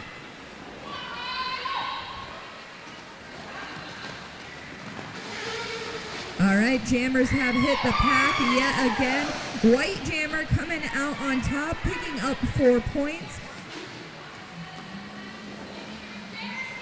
Oh, and it has actually been a power jam this whole entire time. I did not notice the jammer took their helmet cover off.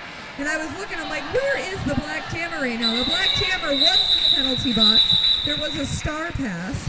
the pivot became the new jammer and then ended up in the box.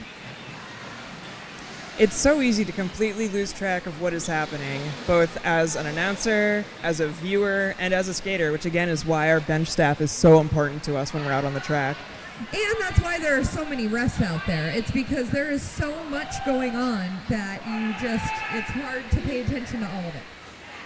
Yep, a lot of refs are actually assigned one very specific task. For example, there's jam refs. There's 2, one for each team, who is tied to their jammer. Usually there's 3 refs on the outside pack refs, one for the front, one for the middle, one for the back. There's also an inside pack ref and a head ref. There's a lot of ref. 7 refs makes a full ref staff. And a wonderful hit out of bounds by Carol Slammers. Managed to stop the jammer in her tracks. But Team Black is going to be our lead jammer right now. Hot Wheels on a power jam for the Rainbow Rain.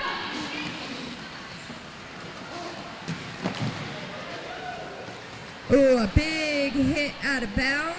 Recycled through, gonna try again. And yet another hit out of bounds.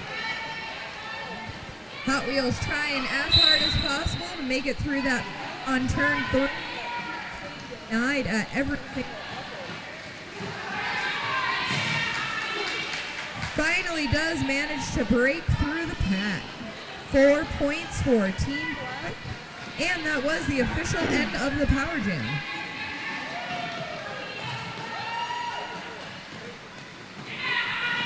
Both jammers did manage to make it through. Team White on their initial pass.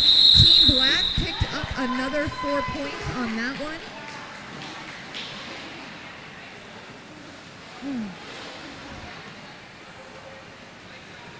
This is a really close game so far, 27-21. I absolutely love it. Close games are so much fun. They are. This is going to be a nail biter the whole hour.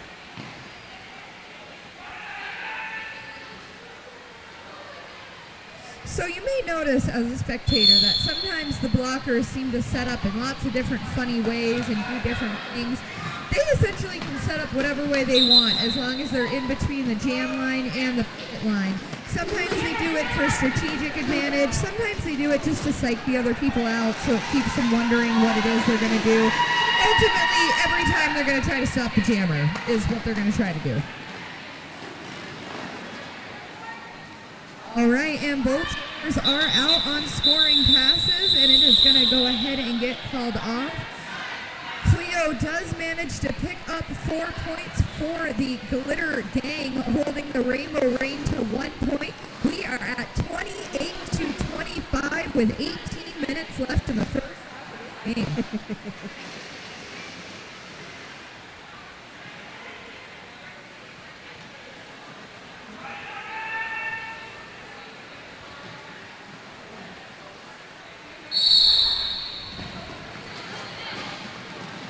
All right, and we are well underway in Jam 10.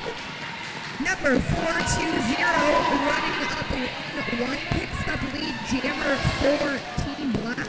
That's actually 424 Jigsaw. Oh, I'm very sorry about that. I know, it's okay.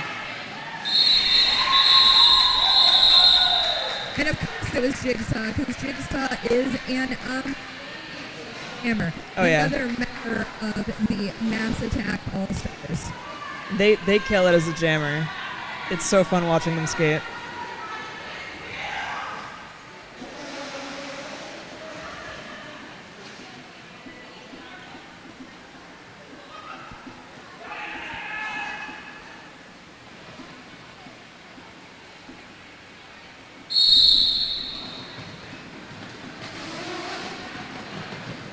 Jam number 11 underway. Everybody trying to get out. A huge hit out of bounds on 417 Killbot. Getting recycled to the back wall. Number 1159 Bippity Boppity Bruised picks up the lead jam for Team Black. We have a star pass for Team White that resulted in a penalty. So Star pass and a cut. A power jam for Team Black. it's just so desperate to achieve their goal of successfully taking the cover that they end up doing something that they weren't supposed to do. Well, sometimes the opposing team will see that star pass happening and just wreck the opportunity. That's true.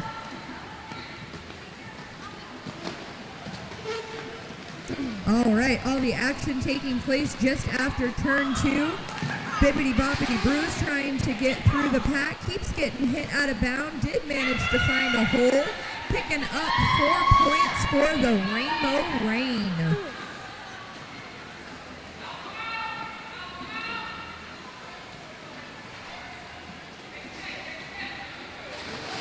Action is taking place over in turn 3. Looks like a couple of penalties being issued. On Team Black, 4-2-0 going to the bench, and that did kill the power jam. Everybody, or both players, will be on the track to start the next jam.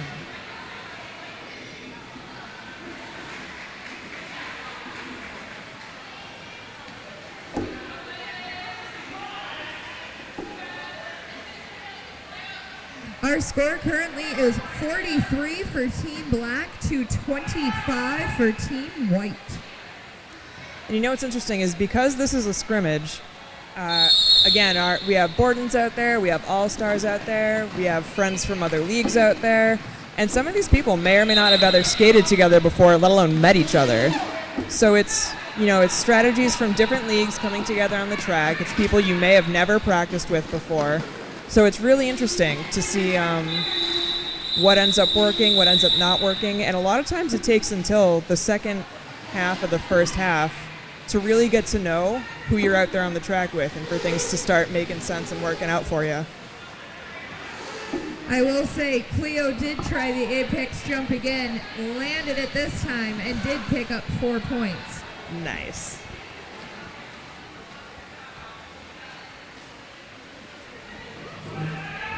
I know, it's great.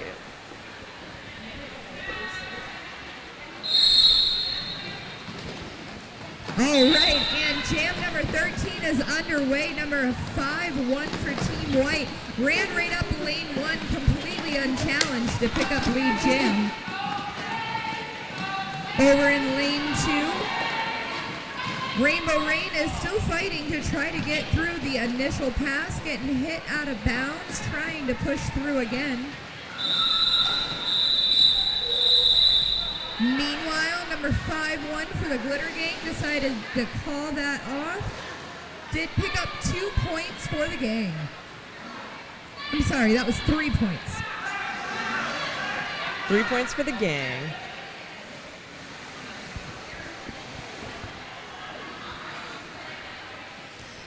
And we are still running shout-outs over at the Mard merch table. $5 for up to 10 words. You can go see Mikey B over at the merch table to purchase a shout-out. And we are doing fan favorites again. So if you see someone new out on the track and you're loving them, go put a couple bucks in their fan favorite jar. Like 4-2-4 Jigsaw with a huge hit to the opposing jammer. Knocked him right in their tracks and recycled him halfway back across the track. Love that.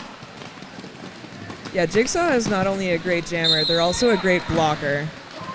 So much fun to watch them play.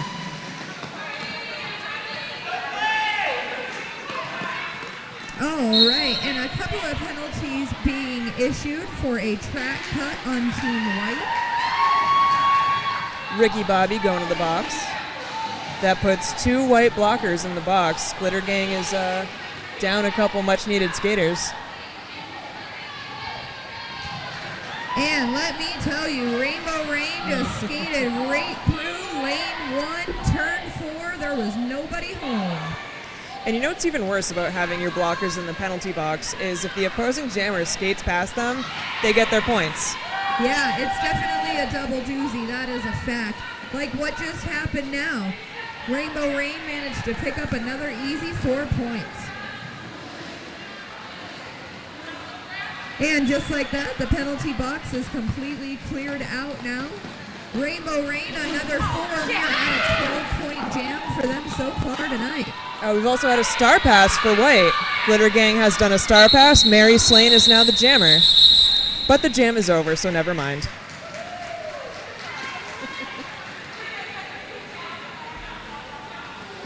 Our current score is 51 for Rainbow Rain, who is wearing black, to 32 for the Glitter Gang in white.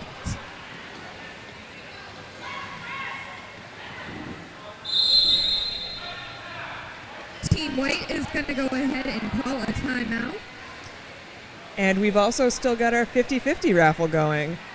Proceeds from that will benefit the Trevor Project this month. Any donation made today will become tripled by the Trevor Project. So again, 1 ticket for $1 or 15 tickets for $5. Go hit up that 50-50 raffle.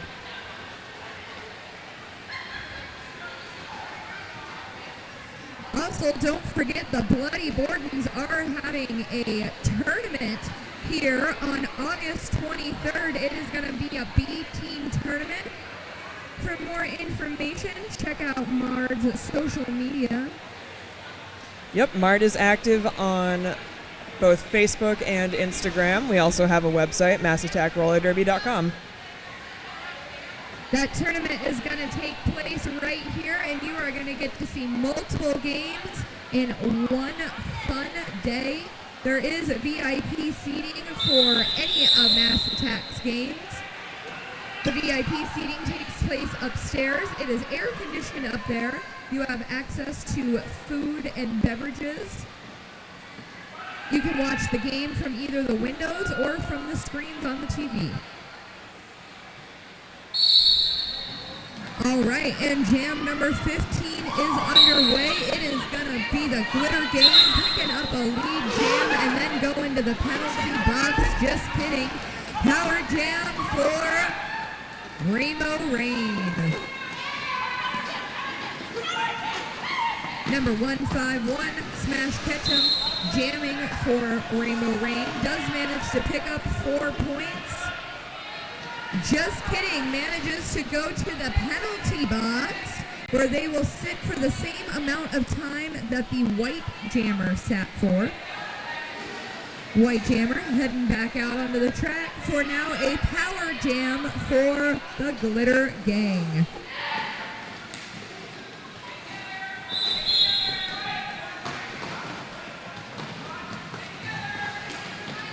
And did manage to push through the wall, even though the elevator doors of those two blockers did slam shut on her. Number 13, Pixie Sticks, heading on over to the penalty box for the Glitter Gang. Rainbow Rain's jammer is back out on the track, and that is the official end of the power play.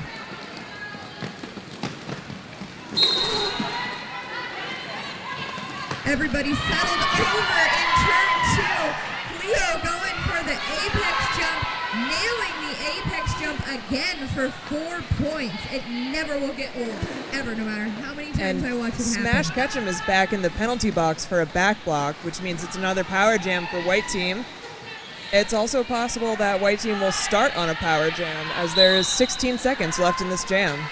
And let me tell you, that's a good opportunity for Glitter Gang as they are trailing by 15 points, but they are going to the penalty box where they will sit for the same amount of time that the Rainbow Rain did. Which means White Team is going to be starting with their jammer in the box. Black Team is going to have a power jam. How the turns have tabled. And once again, I mean, these are people who necessarily have never been playing together before, so you're going to expect a lot of penalties and a lot of things while everybody's, settling in and figuring out what's going on here.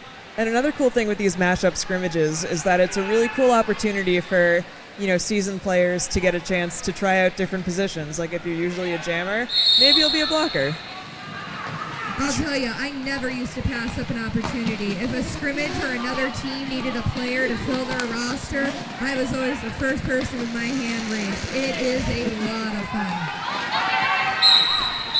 All right, and the power jam has not been lost on Rainbow Rain as they do pick up lead jammer. Let's see if they can get a couple of points to go along.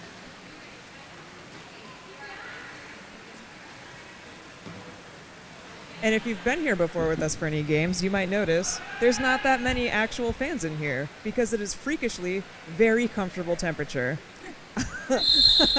I can almost guarantee that won't be the case in August for the tournament. Definitely consider those VIP seats up in Reds. Or ever again, for that matter. This is the very first time this has ever happened. I'm so cold. I know, it's freezing. All right, jam number 19 is underway. We have about 6 minutes left in the first half of this game, and it is going to be Hot Wheels picking up lead jammer for the Rainbow Rain. Called it off before Cleo had a chance to catch up and get any points.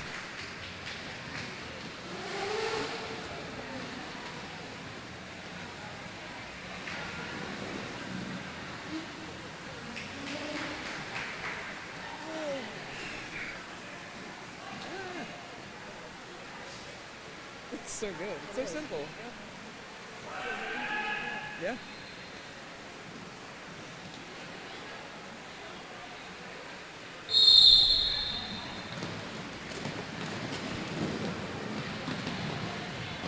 All right, everybody is fighting, trying to get through, still contained between that jam line and pivot line. Ricky Bobby is going to go sit in the penalty bench for a 30-second timeout. Meanwhile, Team Black is going on a power jam. As 5-1 is sent to the box for a track cut, I believe. Rainbow Rain getting hit out of bounds. Coming back in behind the other blockers, trying to find a hole in that pad. Manages to push through and picks up 4 points for Team Black.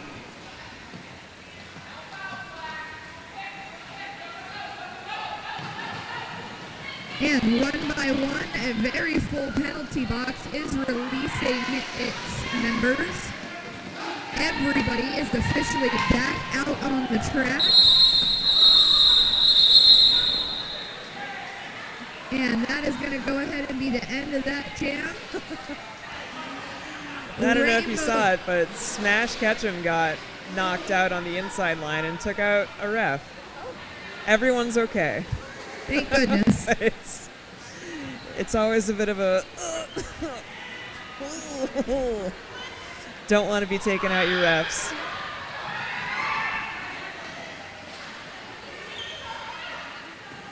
And Team Black last minute sending Ninja out to fill the fourth man spot out on the track.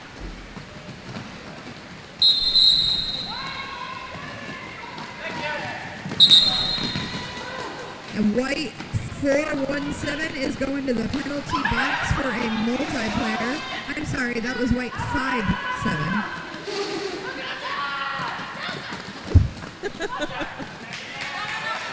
And lead jam for the Rainbow Rain, picking up 4 points for the team.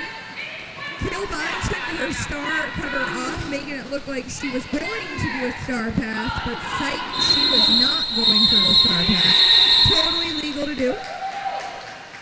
The only thing is you will not get any points if you pass any players while not wearing your helmet cover. That is correct. And also, if you're lead jammer and you take it off, don't you lose lead jammer? I don't know. I also thought that if you have it off while you do your initial your initial pass, you don't get lead. That's true, for sure. 100% Yeah. on that one. Yeah, so if you take off your star cover, complete your initial pass, and you're the first one to do so, you don't get lead because you needed to be wearing the star cover while you do that. And 360 Hot Wheels for Rainbow Rains hops out with lead easily. Cleo is stuck in the pack. Everybody hanging out around turn one, trying to find a way to bust up and make a hole. Cleo thought they were out, does get hit out of bounds by 424 Jigsaw.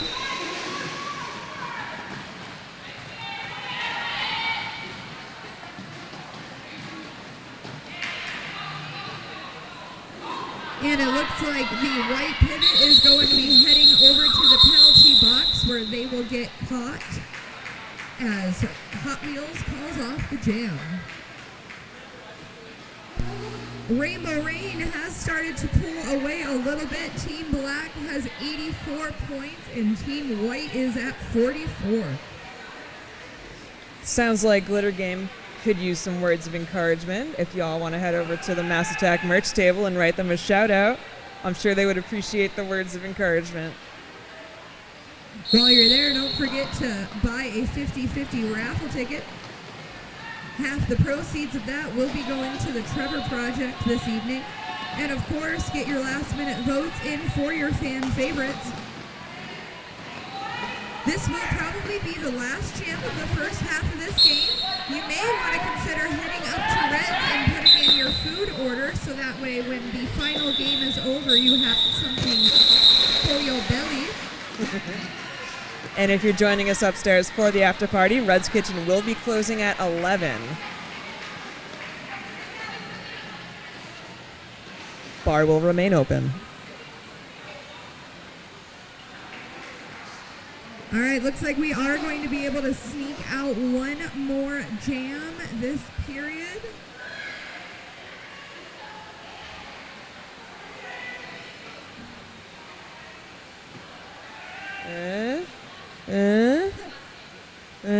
It's going to be close call. There it is. And since they started it, they are allowed to complete it. Yep, they started it. They're going to have to finish it. Oh, and we thought she had lead jam, but she got a track cut instead. Ah, that is brutal. We are on a power jam for the Rainbow Rain. Jammer getting knocked out of bounds, recycled to the back behind 1-3 Pixie. That is the worst possible person you could be stuck behind.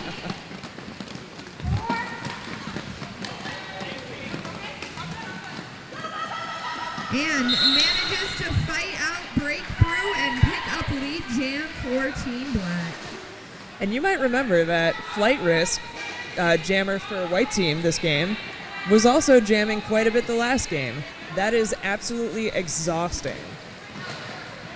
Oh yeah, somebody's gonna sleep good tonight.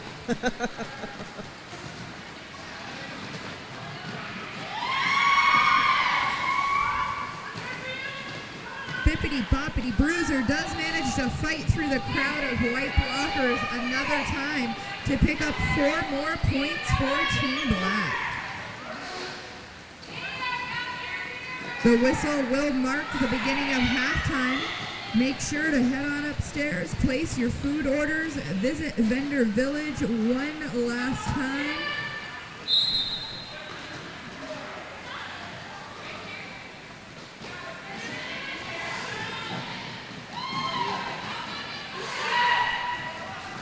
Bad Mama Jam are going to the penalty box for the 30-second sit. Even though it will be during halftime, it does not matter. Their penalty will resume at the beginning of the next half if they get caught in there. And that is sitting for 30 seconds, not her 32nd time in the box. You said for her 32nd sit. The puns write themselves. All right, guys, and with that, we are at a 15-minute intermission. We will see you back here shortly.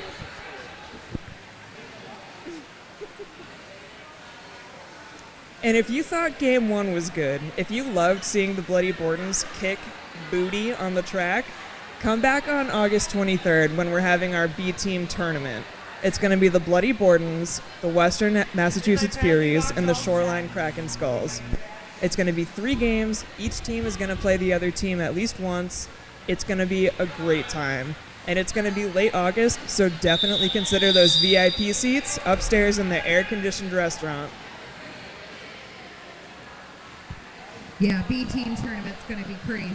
Cannot wait for that. You do not want to miss it. I'm so excited for that, genuinely. Mac Daddy, our interleague liaison, did such good work getting that set up. I'm so excited. It's been being talked about for years and years, and it's finally happening. All right, and we are back at it. Jam 1 of the second half of this game. Team Black is picking up an early lead jam, but Team White has made it out on their initial pass as well.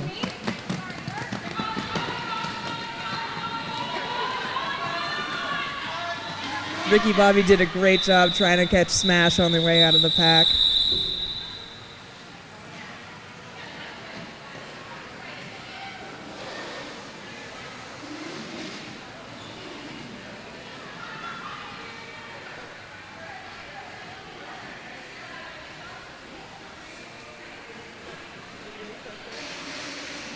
Just watching Ryan and Kyle do the famous stuff. Ryan always gets like really interesting candid shots, and it's like delightful to watch them. Because he's over there at like the lineup, he gets people's faces and like just like it's like watching The Sims. All right, and we are back after it. Jam 2.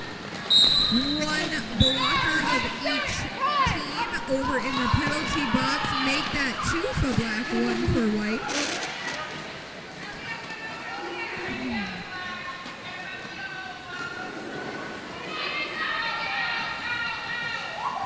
And meanwhile, oh, it's because my eyeballs. It is a power jam for Team White right now. I'm sitting here trying to figure out where the Black jammer is. The Black jammer was in the penalty box. Man, they must be really stuck in that pack. Yeah, Some great blockers over there.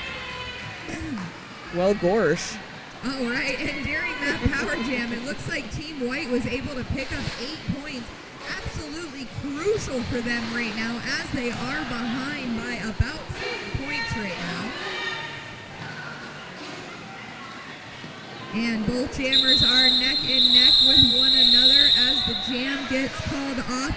16-point jam for the Glitter Gang. Give it up for Cleo. 16 points. Congratulations. Nice. Closing that gap before it gets too big, because there is a little bit of a point disparity coming into the second half. We've got Glitter Gang at 60 now against Rainbow Reigns 96. And we're going to have an official timeout.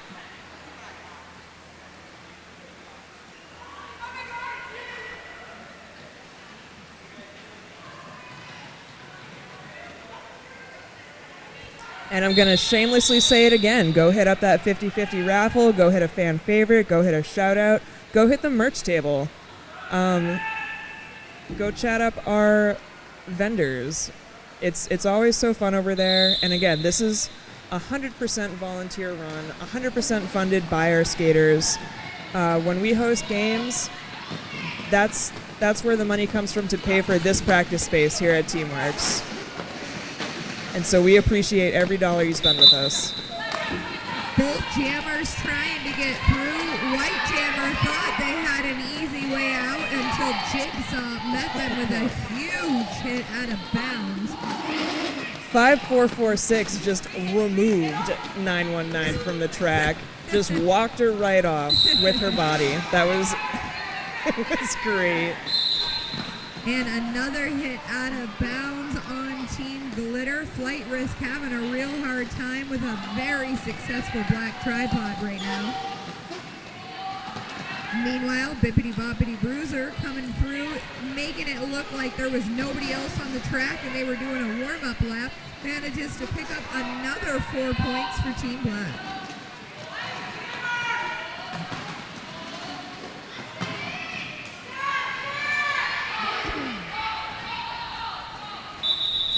And Team Black tried to sneak through the fourth lane on that third turn there. Managed to get hit out of bounds and decided to just go ahead and call it off. Did manage to pick up another 11 points for the Rainbow Rain.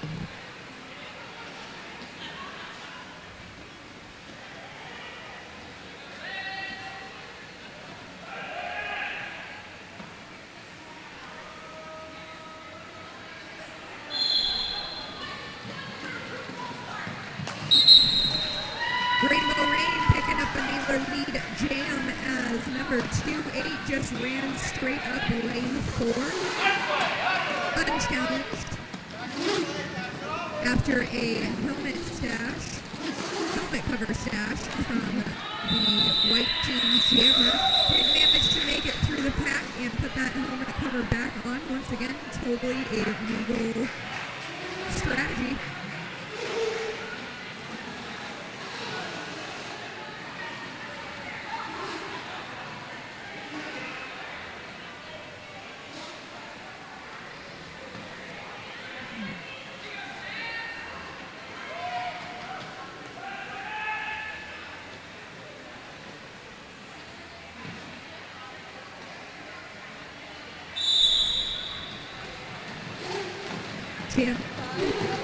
Way. Team Black is going to have a really hard time trying to get out of the tripod that Team White sent out right now. Couple of Mass Attacks All-Stars, number 1-3 Pixie, number 4-1-7 Killbot, and of course number 2-3 Bad Mama Jamma, who you just saw as one of the bloody Bordens. Meanwhile, Team White does pick up lead jammer with a nice apex hop from Cleo. Throws 4 points up on the board for the white team.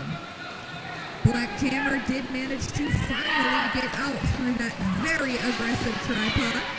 Cleo kind of did a bowling maneuver through the pack, did not make it, and decided to call it off to protect her team's points. 7 points for Team White on that jam, held Rainbow Rain to 0 points.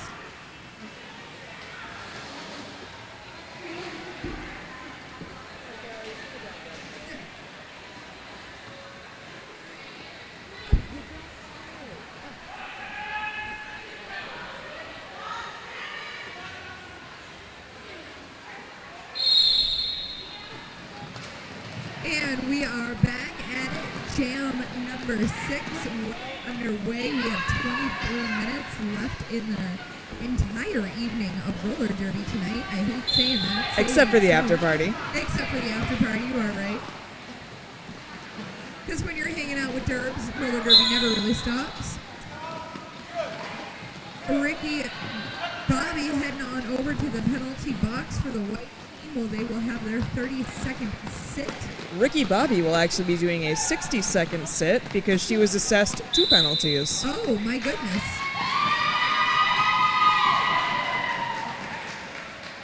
It's like White Jammer is preparing for a star pass, but her pivot is in the box, so that's not going to happen. Meanwhile, 007 Jinx getting hit out of bounds, getting recycled way to the back of the pack by number 420 for the white team. Nary Celine is another one of those blockers who it sucks to be stuck behind. It's a sad, sad place to be. Both jammers still having a really hard time trying to get through this pack, but we are in the magical land of turn 2. Let's see what would happen. Jinx getting dropped down. Ricky Bobby back out on the track, and the star pass for the white team. The star pass happened. Real sneaky, real sneaky. There she goes. Oh my God, skating backwards through the end of the pack. It was almost like she came out pissed off about something. What could that possibly have been? I had no idea. Why would anybody be upset for having to sit for 2 whole penalties? What? You could see the fire in her eyes. Love seeing a fired up Ricky Bobby. Oh, man.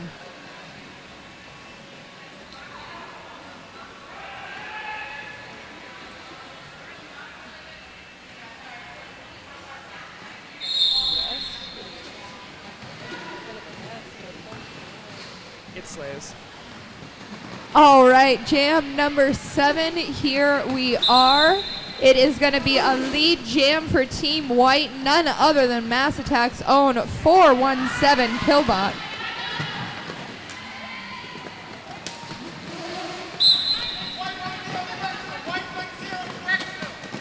Kill bowling her way through the pack, trying to make it through. Meanwhile, Black Team does get out on their initial pass.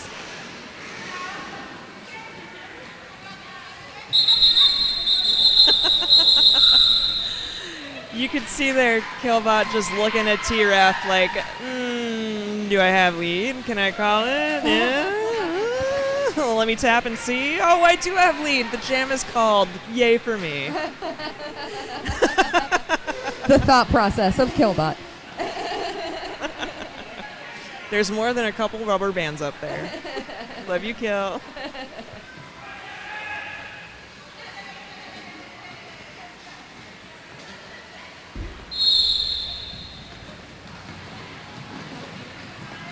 I absolutely love the sound of the thunder on the floor when the whistle gets blown and the jam comes to life. All right, turn 2, both jammers trying to fight to get out, and it is going to be Team White, the Glitter Gang, that makes it through the pack first.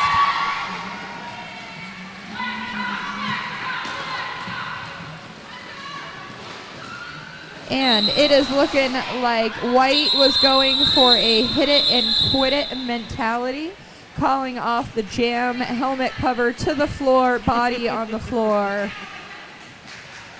Picks up 3 points for the gang.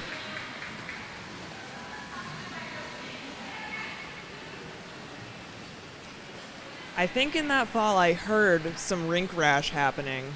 Oh, When your skin just hits the floor and goes, and you end up with the dreaded rink rash. It smarts. I don't miss it. the hotter it gets, the worse it gets.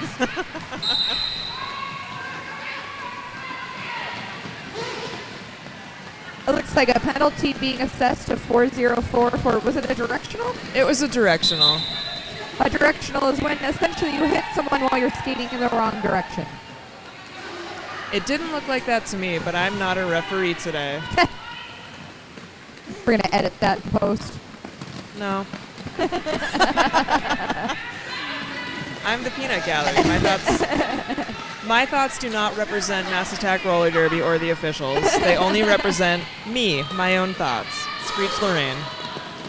And the lead jammer, Team Black, manages to make it through, picks up a cool 4 points for the rain. Looks like we are working on a star pass that has been successfully completed to 417 Killbot, our new jammer.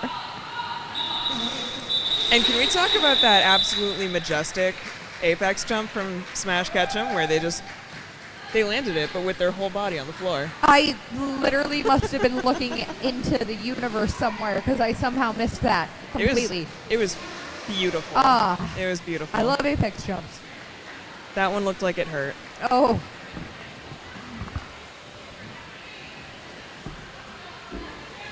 Once again, there's so much going on the track at all times. There is, yeah.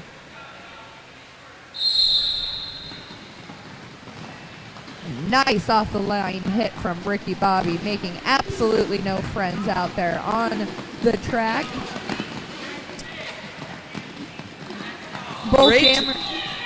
Great track awareness from White 5-1. Got hit out, but so did the skater who hit her out, so she knew she could come right back in.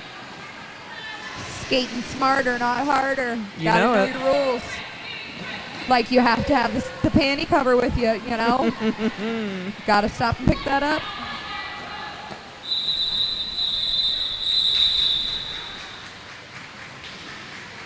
And that was a 0-0 jam. Our current score is 135 for the black team and 78 for the white team. We have 16 minutes left in this evening of roller derby. And I am sorry, there is a correction to that. The last jam, there were 3 points assigned to the black team. And you know, it's funny, the first half of this game was a pretty close game.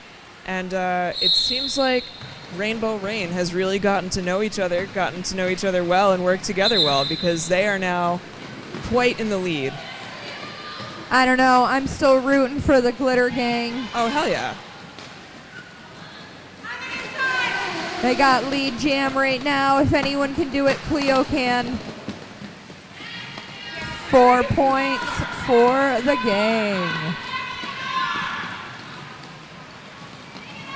I love it. Dog comeback, you know? Oh, hell yeah.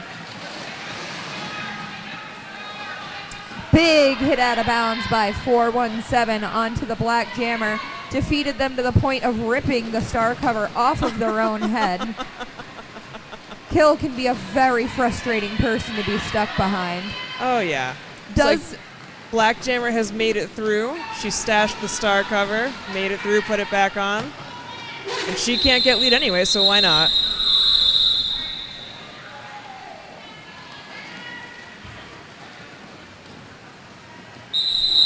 And that was 12 points for the Glitter Gang, chipping away. It is now 138-90 in favor of Team Black.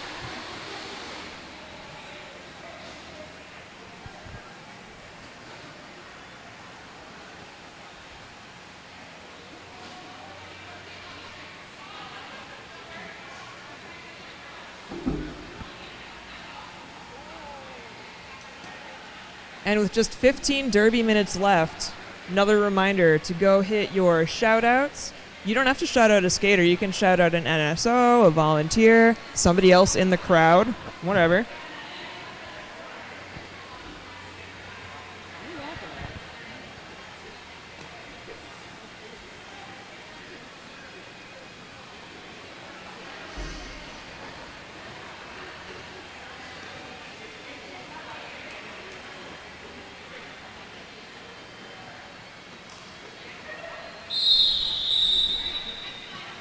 All right, that timeout is over. We are back and ready for Derby. Rainbow Rain is fielding number 28 for their jammer. And who are they up against? I can't see. Is that Flight Risk?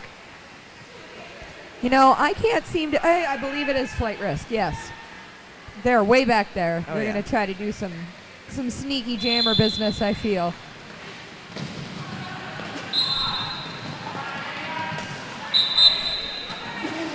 And it is going to be Legs coming out on top, and Flight Risk is going to go to the penalty box. What'd she do? I'm not really sure, but it is a Power Jam Team Black. Oh, that was such a good hit. That was a good hit. I'll give it to Legs for not falling. No, that's a... I would have fallen down. And manages to pick up 4 points. Jammer is already standing, ready to get back out there. A nice little rogue defense from Ricky Bobby, dropping some bodies on the floor, but did end up getting sent to the penalty box. I believe it was a directional, which I would agree with for that hit, if it's the one I think it is. Directionals are hard. It's hard to hit someone going the right way all the time. It is. Especially when you see it and it's juicy and it's just right there. Mm-hmm. All right, let's see where this Power Jam for the Glitter Gang goes. So far, 4 points being thrown up on the board.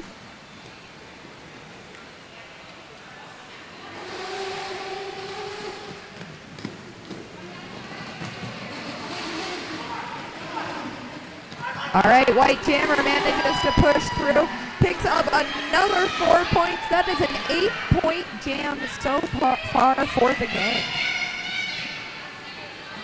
Which is great, considering Flight Risk was in the box Yeah. just a few seconds ago. All right, that is going to be the end of that jam.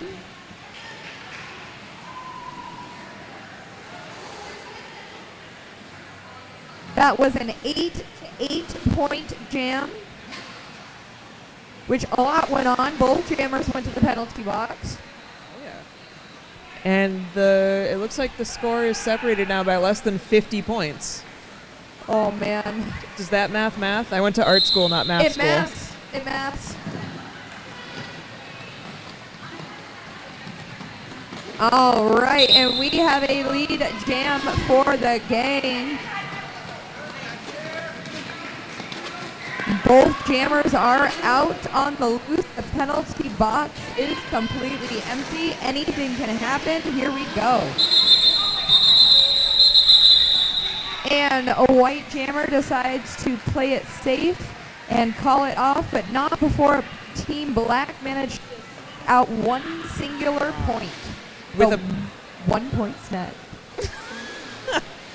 And with a point disparity like this, it looks like white team's trying to employ the hit it and quit it strategy, where if you get lead, you get through, the other jammer gets through, you're going to hit the pack as fast as you can, get whatever points you manage to get, and call it off before the other jammer can hit the pack as well.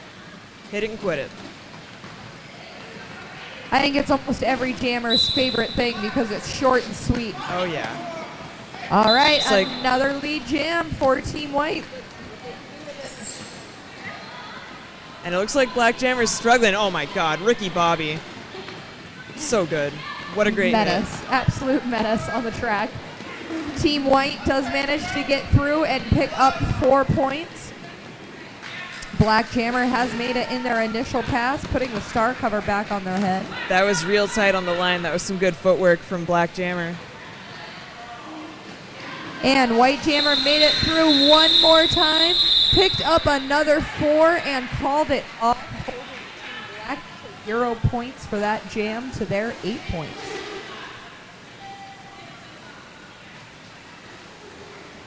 It's so good to see. I just love roller derby. I love roller derby too. I love seeing good derby being played.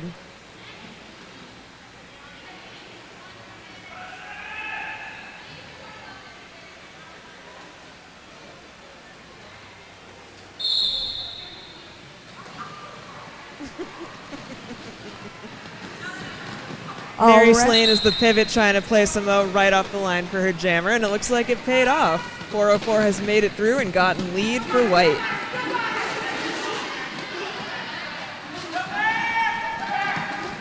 Black Jammer still struggling to try to make it out of the pack. Gets hit huge out of bounds by Pixie. Gets recycled all the way to the back of the pack and has to try again between Killbot and Pixie. That's an awful, awful time. Somehow, against all odds, Hot Wheels does manage to make it through.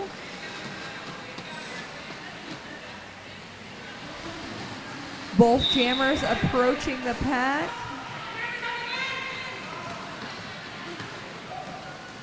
And it is going to be Hot Wheels picking up 4 points for Team Black. Killbot sitting for Team White for a 30-second timeout or penalty. It looks like Clown Dozer doesn't have lead, according to this. I guess they don't have lead. I thought they did. I thought they did too. Looks like there is no lead jammer this jam, and we will go the full 2 minutes. And we have what is looking like a star pass and a little bit of a whip to get the jammer through. It worked. They are no longer stuck. The jammer is out. There's no lead anyway. None of it matters. It's one thing you can't say about roller derby. The rules are not made up and the points do matter.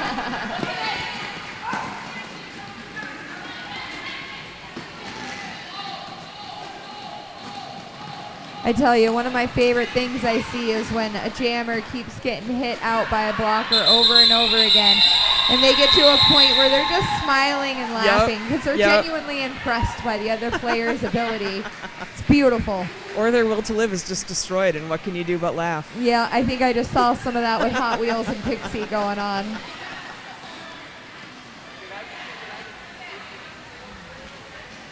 It was the best of times, it was the worst of times.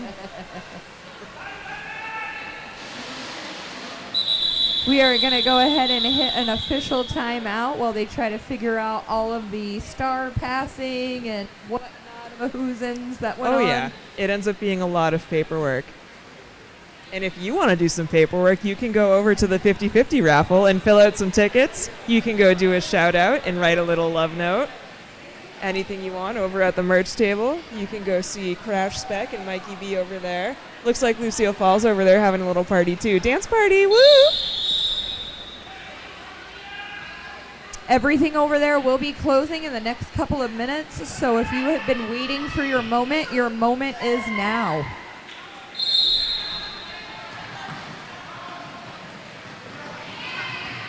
And we are looking like oh, they did get declared lead jammer before they got hit out of bounds, so everything's all good. Our lead jammer. Is it? I don't know. If I was 5'1", getting wrecked on by Jigsaw like that, I don't know if I would say everything is all good. This is true. It's all good as far as continuing to be lead jammer, I suppose. You can end your suffering whenever you see fit. I think that's the hardest part about not being lead jammer. 5'1" has been assessed a penalty and will sit for 30 seconds, giving Black a power jam. There is no longer a lead jammer. This is a full 2-minute jam. I will stop saying what I was about to say. What were you going to say? That it's so nice that you can end your misery at any point. Oh, yeah, you were saying that. Yeah. Well, the full 2 minutes, here we go. It is nice and cool in here this evening. I'm sure it feels different if you're skating. Yeah, for sure. They're definitely not hot. Or not cold. And with that, that is the end of that power jam. Black jammers white blockers did a fantastic job holding the black jammer back during that entire Who is the power black play. jammer right now? It is Miss Andre. Number 4-2. Oh. Okay, yes. It's the pivot. We have had a star pass. There was a star pass. The pivot has the star, has not yet put it on. Understood. Although they finally did get out on the initial pass. Congratulations. Only another 4 seconds to go in this 2-minute jam. But they do have to put the star on to earn points, yes? Yes, yes. But the jam has ended, so it is not relevant.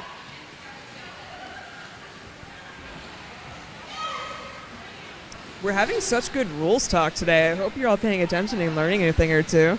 There will be a test later upstairs at Reds. Well, I'm sure once this footage is posted by Monday, I'll be getting a stern talking to from refs who are like, what the hell are you talking about? That is absolutely not how that works.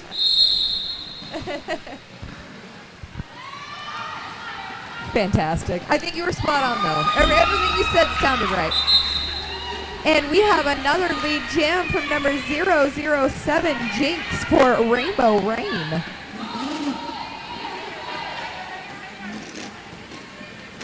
And looks like the jammer is out of the box.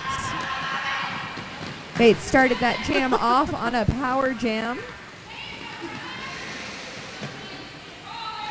Seam Ripper has gotten out of the pack.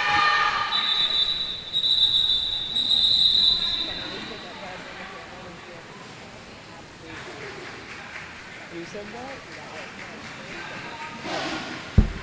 Yeah, because Dan is skating under her old number. She changed her number every season.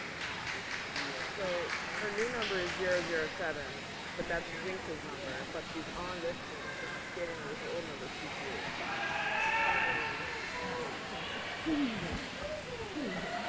This has never happened before.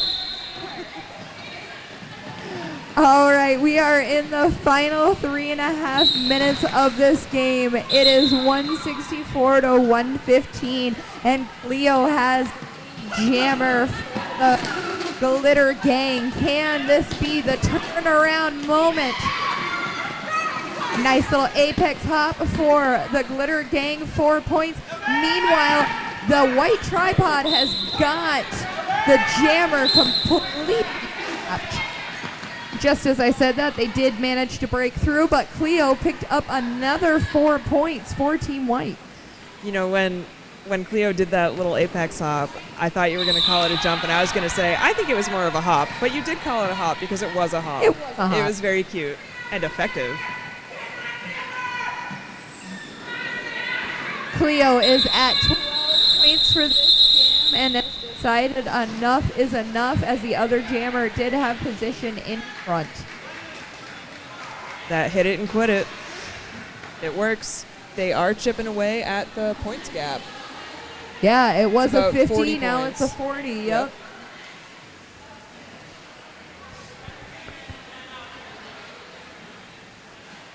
We've got just over 2 minutes. That could be 1 jam. It could be 3. It could be 5. But I know it won't be 1. No.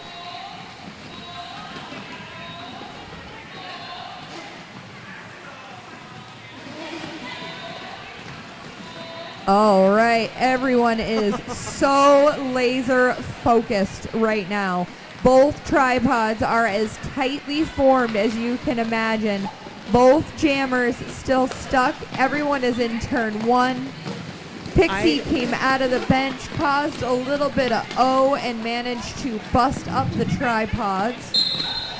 I have been in awe of the white tripod just now. They are spinning and swirling, rotating to keep a blocker on the black jammer at all times. I was entranced. That was beautiful to watch. And mind you, these people don't even play together. No. Some of them do, but not all of them do. All right, Seam Ripper has lead jammer for the Glitter Gang. Let's see if they can get through that pack and pick up some points for the gang.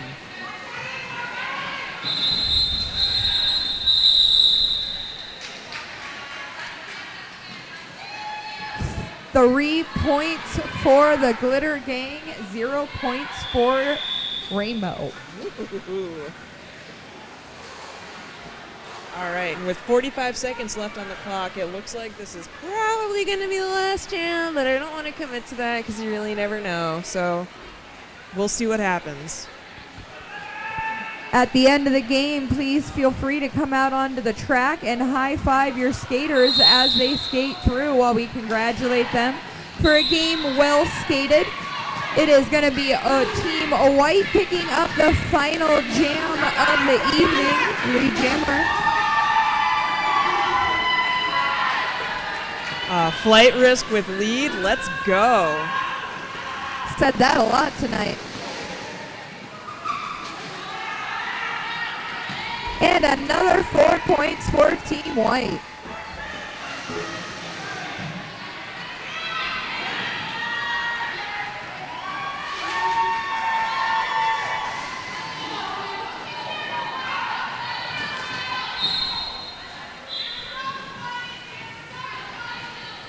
All right, everybody is settled right around the jam line. Team White making it through one more time. Another 4 points on this jam. It is serious business time. Holding the black jammer back to only 4 points. Forearm penalty being assessed to number 5-7 for Team White. Another 4 for 919, making it right through, calling it, and that is going to end the game at 176 Rainbow Rain to 142 Glitter Gang. That is our unofficial score. That was a close game. It really was. All right, folks, we're going to invite you out onto the track for high fives as our teams take a victory lap. Please be mindful of the space that they need to take up.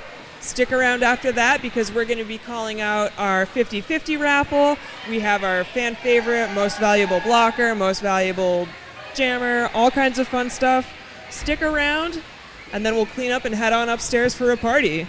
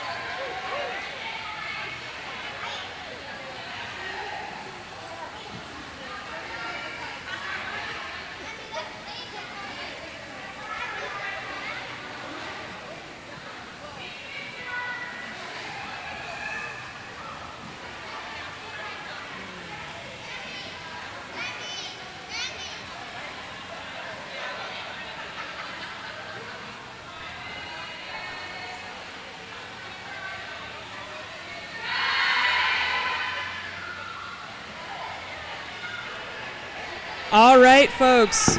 I have here the winner of the 50-50 raffle. It is 197486. If you are ticket holder for number 486, come to the merch table to claim your prize. Again, number 197486 is the winner for the 50-50 raffle. Head on over to the merch table to claim your prize.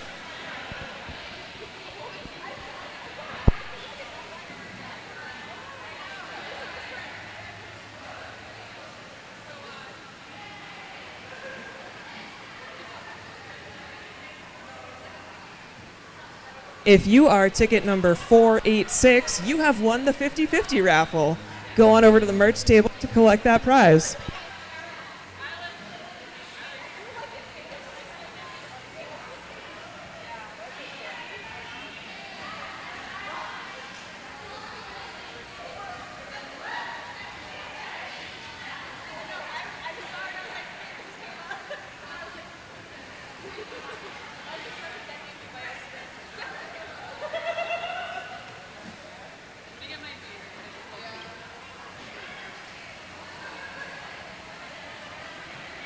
And in just a moment, we'll be announcing our Most Valuable Blocker, Most Valuable Jammer awards, as voted on by the teams. I will run them to the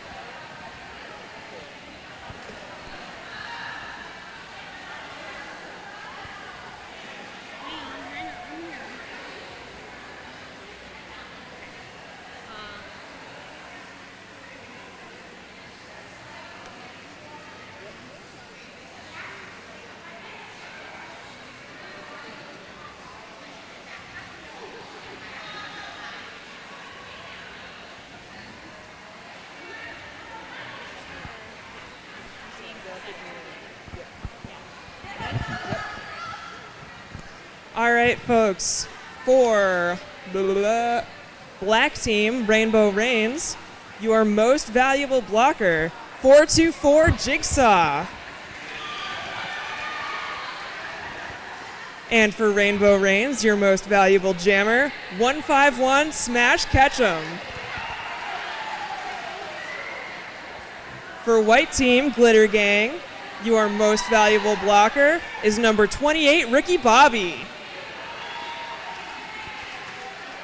And Glitter Gang's Most Valuable Jammer is 919 Flight Risk.